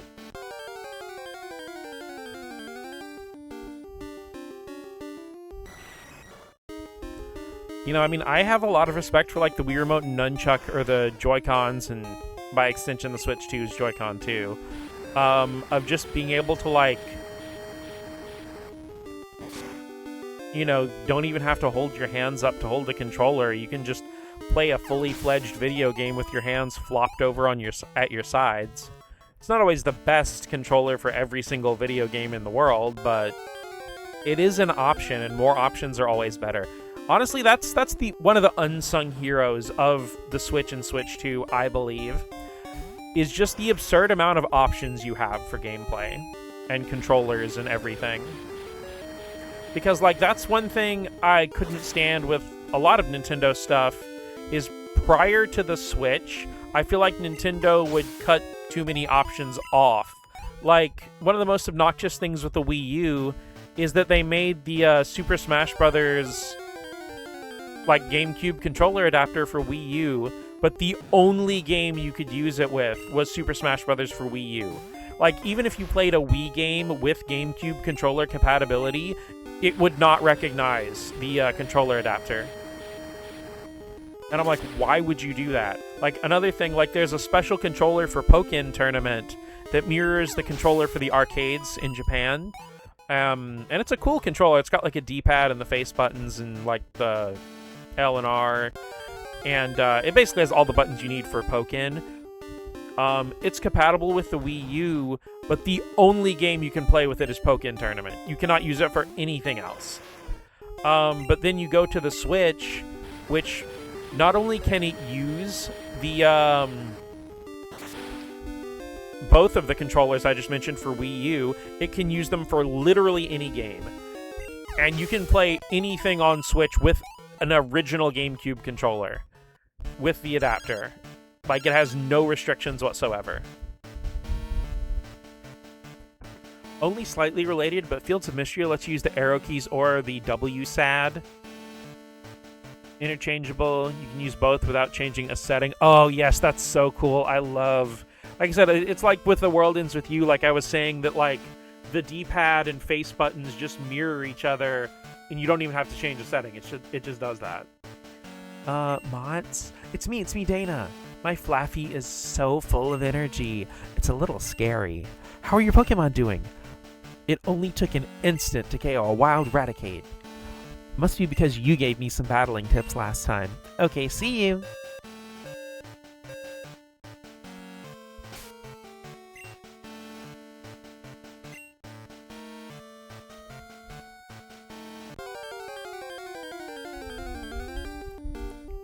But yeah, like, I could probably go on forever how important, you know, big-time important control accessibility is to me.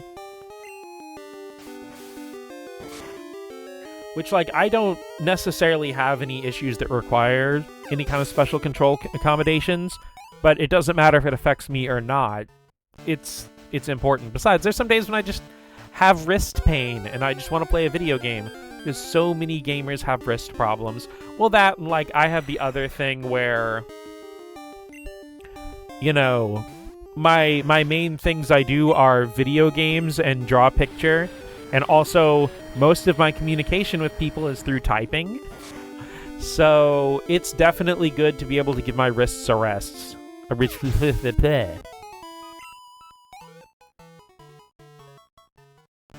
I can speak, I promise.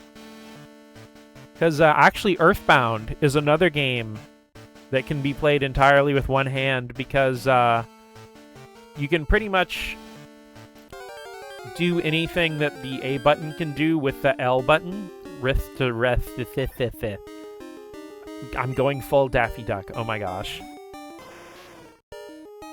I slammed my penis in the car door.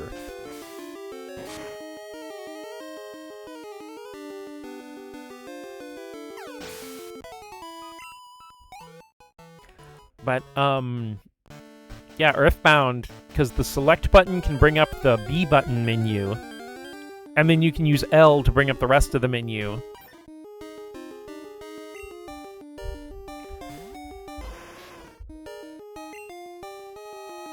Because that's one thing I miss from the Generation 8 Pokemon games, that I understand they couldn't carry forward to the Legends games or Scarlet and Violet because they have more intricate control schemes. But dude, I loved that Sword and Shield and Brilliant Diamond and Shining Pearl just let you use both the trigger buttons as a replacement for the confirm button without any extra settings. Like, that is just so comfy and so nice.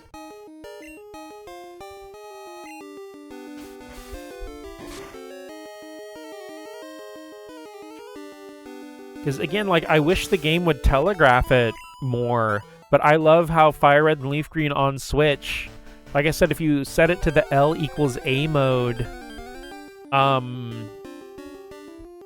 you just get full one-handed control schemes on both Joy-Cons. Like, that's so freaking good.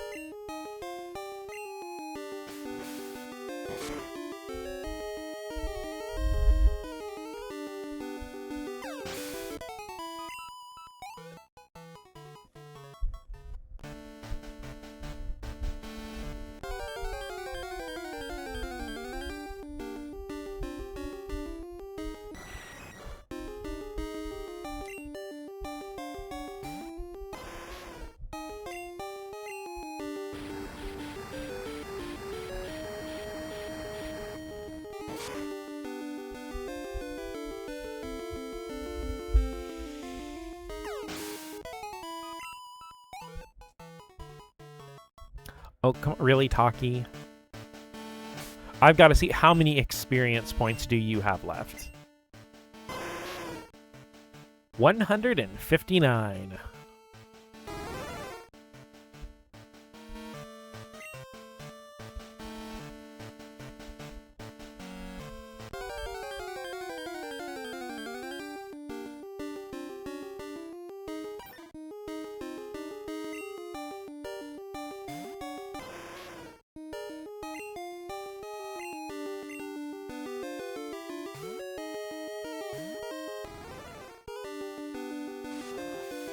You know, as critical as a lot of people have been about, like, the DLC for Legend ZA, I thought it was not only a lot of fun, but I think it's really cool that, like, the game gives you things to do with, like, level 100 Pokemon.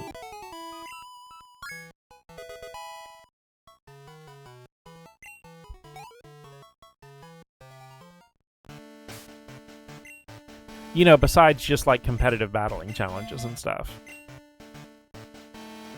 Man, ZA was so freaking good. Like, that game grabbed me so hard. It is the first game in a very long time that I went out of my way to fully complete the Pokédex. Okay, I guess it isn't that long a time because I went out of my way to do it in Crystal here too, but you know what I mean.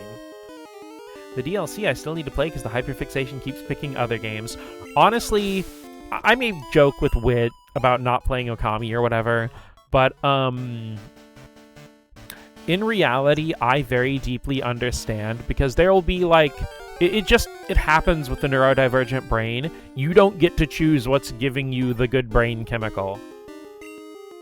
Because, like, there will be so many times I really want to play a game, and my brain's just like, no, that's not the one today. And it sucks, because, like, I hate getting 40, 50, 60% of the way through a game, and my brain's just like, no, that's not the game anymore. Brain will just be like, no, I'm sorry, you have to play this, fucking Super Nintendo game from 1992, and that's gonna be your personality for 6 months.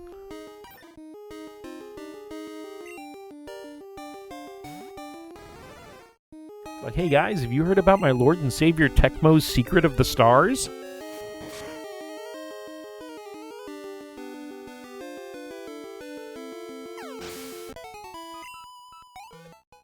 Tried to fight it and play other games, and I'll just switch the hyperfixation and I'll never finish the game. Like, okay, here's the most whack-ass thing. Sometimes it'll just switch back, and I'll go back to a game like nothing happened.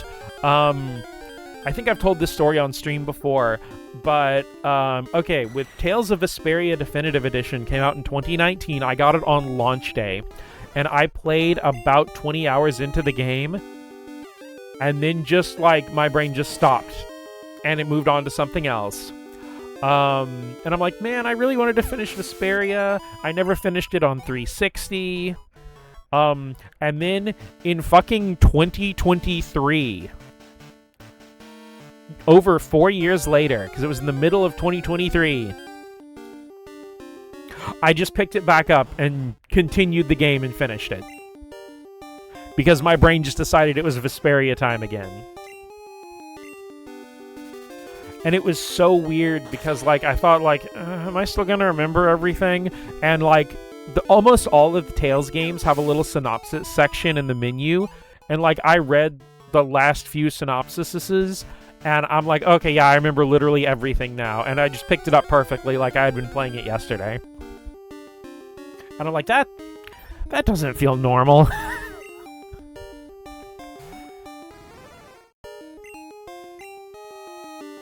Because I'm always afraid that I'll get stuck in this loop of getting to a certain point, and then my brain will drift, and when I come back, I don't remember enough to play it ever again. So I start over to inevitably get to the same point, and then the drift happens. But I mean, granted, it's like I've actually been able to avoid that recently a lot by going and watching a Let's Play. I kid you not, like, watching a Let's Play or a stream or something of a game will actually, weirdly enough, jog my memory back up to speed. Even if I don't rewatch everything up to the point I was in, you know, just seeing enough and it'll, like, all kind of flash back to me sometimes. That and there are some games where, like, the gameplay loop just gets permanently emblazoned into my soul. I usually actually forget those, so starting over is pretty much necessary. Otherwise, I just lose a lot of the experience and can't go back into it. I understand. Like I said, my brain is very different when it comes to video games. And like I said, I'm pretty sure I'm very not normal about it.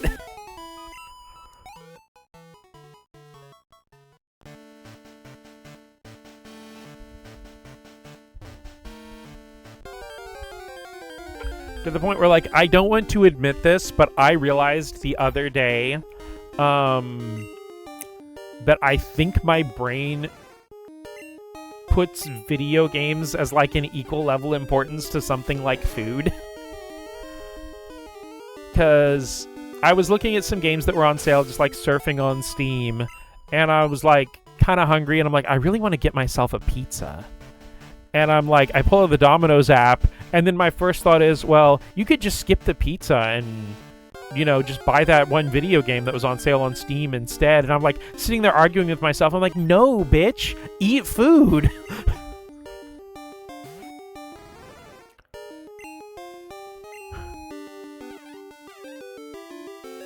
It's one of those things I definitely have to catch myself on. It's drawing for me. I'll actually, like, put food down to start drawing, like, no, need to eat. Oh no, I can get that way with drawing too. Eating food is so 2020. Yeah, we all did our sourdough starters, and then, like, that was all food. We're done after that.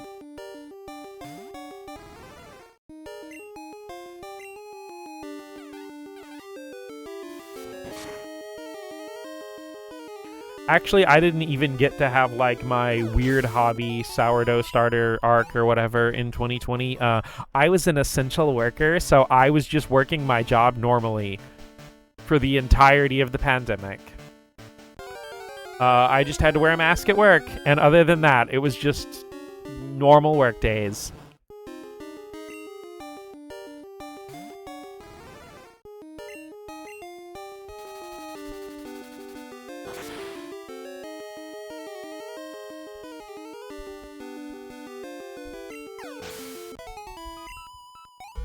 I was an essential worker, still put on pandemic weight. That's a ripoff. How dare they?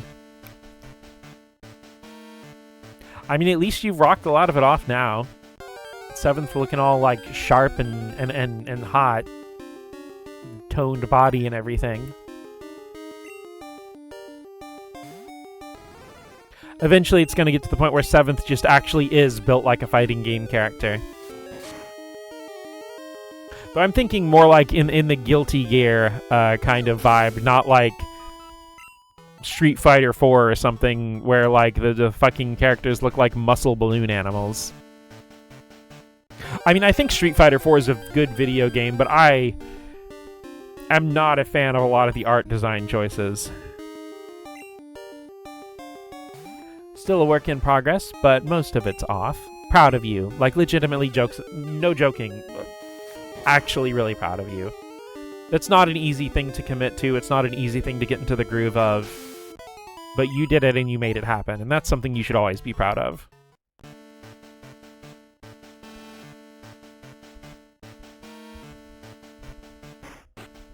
Healing up the cuties once again.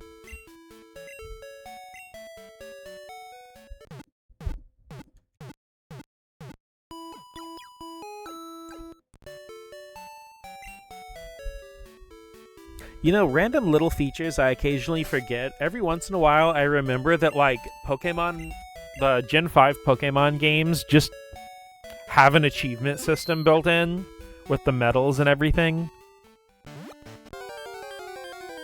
Because that's, like, it was, like, right in 2011 when, like, achievements and trophies were still kind of new, but they were also, like, really hot for some reason. So even games on platforms that didn't have, like, platform-focused achievements would still just add some kind of achievement system. Because Xenoblade 1 actually has its own in-game achievement system as well. Though I do have a lot of love for games that have, like, in-game achievements, but when you get certain achievements or a certain amount of them, the game will actually give you real in-game rewards. BRB'd, but I'm back. Losing weight is super hard. Part of the reason I'm going to the gym is to help my mom get off weight, control and control her blood sugar. She's on the verge of diabetes. Ugh. That's rough. You know, if I don't go, she'd never go. Yeah.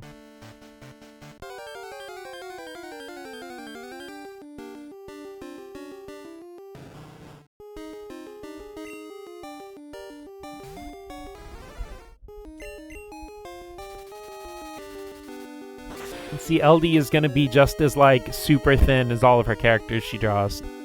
I mean, she probably already is, but, like, be super toned, too.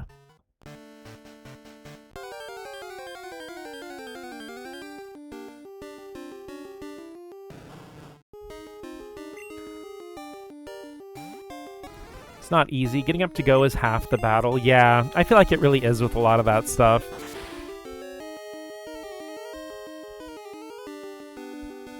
You know, weirdly enough, it's the same thing with streaming, is like if I'm feeling, like even today really, I was feeling so out of it, and like I said, I had like a mild sinus headache and stuff, and I'm like, maybe I'll just watch YouTube videos or play just Animal Crossing or something, you know, and I'm like, I just started streaming anyway. It's like I went in there, I made my ice water, and I, like, turned on the music playlist, and I just started my stream even though I didn't feel like it. I've always been kind of small, but mostly I exercise to outrun my demons.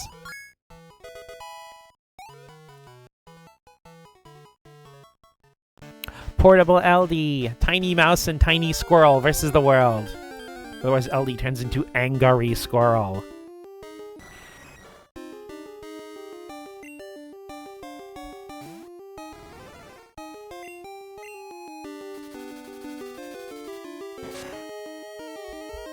I mean, I am very much, like, right on being, like, the average size, height, weight, and pretty much everything. Which makes it really easy to buy clothes. But,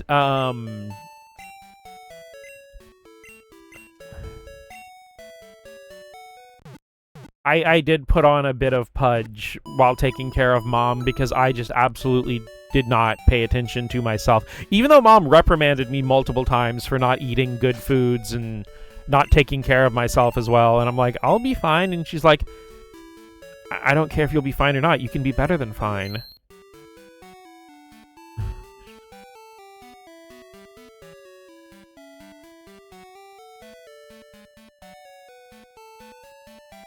But I definitely need to get myself back into shape. I'm waiting for the weather to cool down because one of my favorite things is I love walking. I just love taking nice long walks and stuff like that. It helps living in the middle of nowhere, so I can just, like, go take a walk. Though not when it's 90 fucking degrees outside.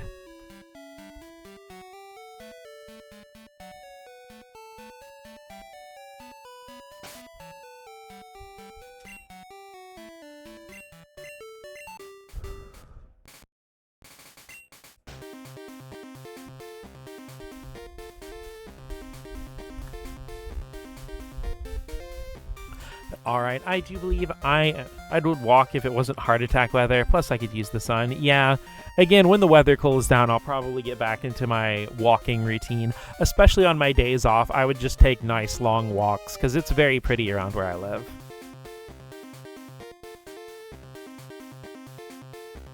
Just enjoy the trees and their little babbling brooks and stuff not too far from where my house is.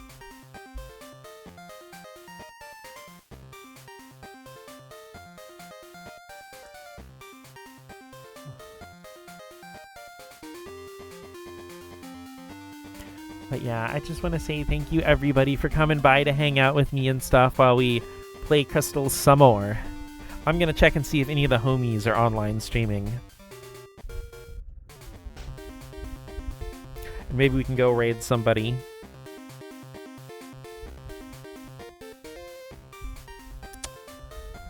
Nah, it's not looking like it. So I think we will go ahead and call it a night. Thank you so much, everybody, for dropping by. Thank you so much, everybody, for hanging out. You have a wonderful rest of your night. I will hopefully be right back at it on Thursday. Goodbye, everybody. Bye, bye, bye, bye, bye. Game over!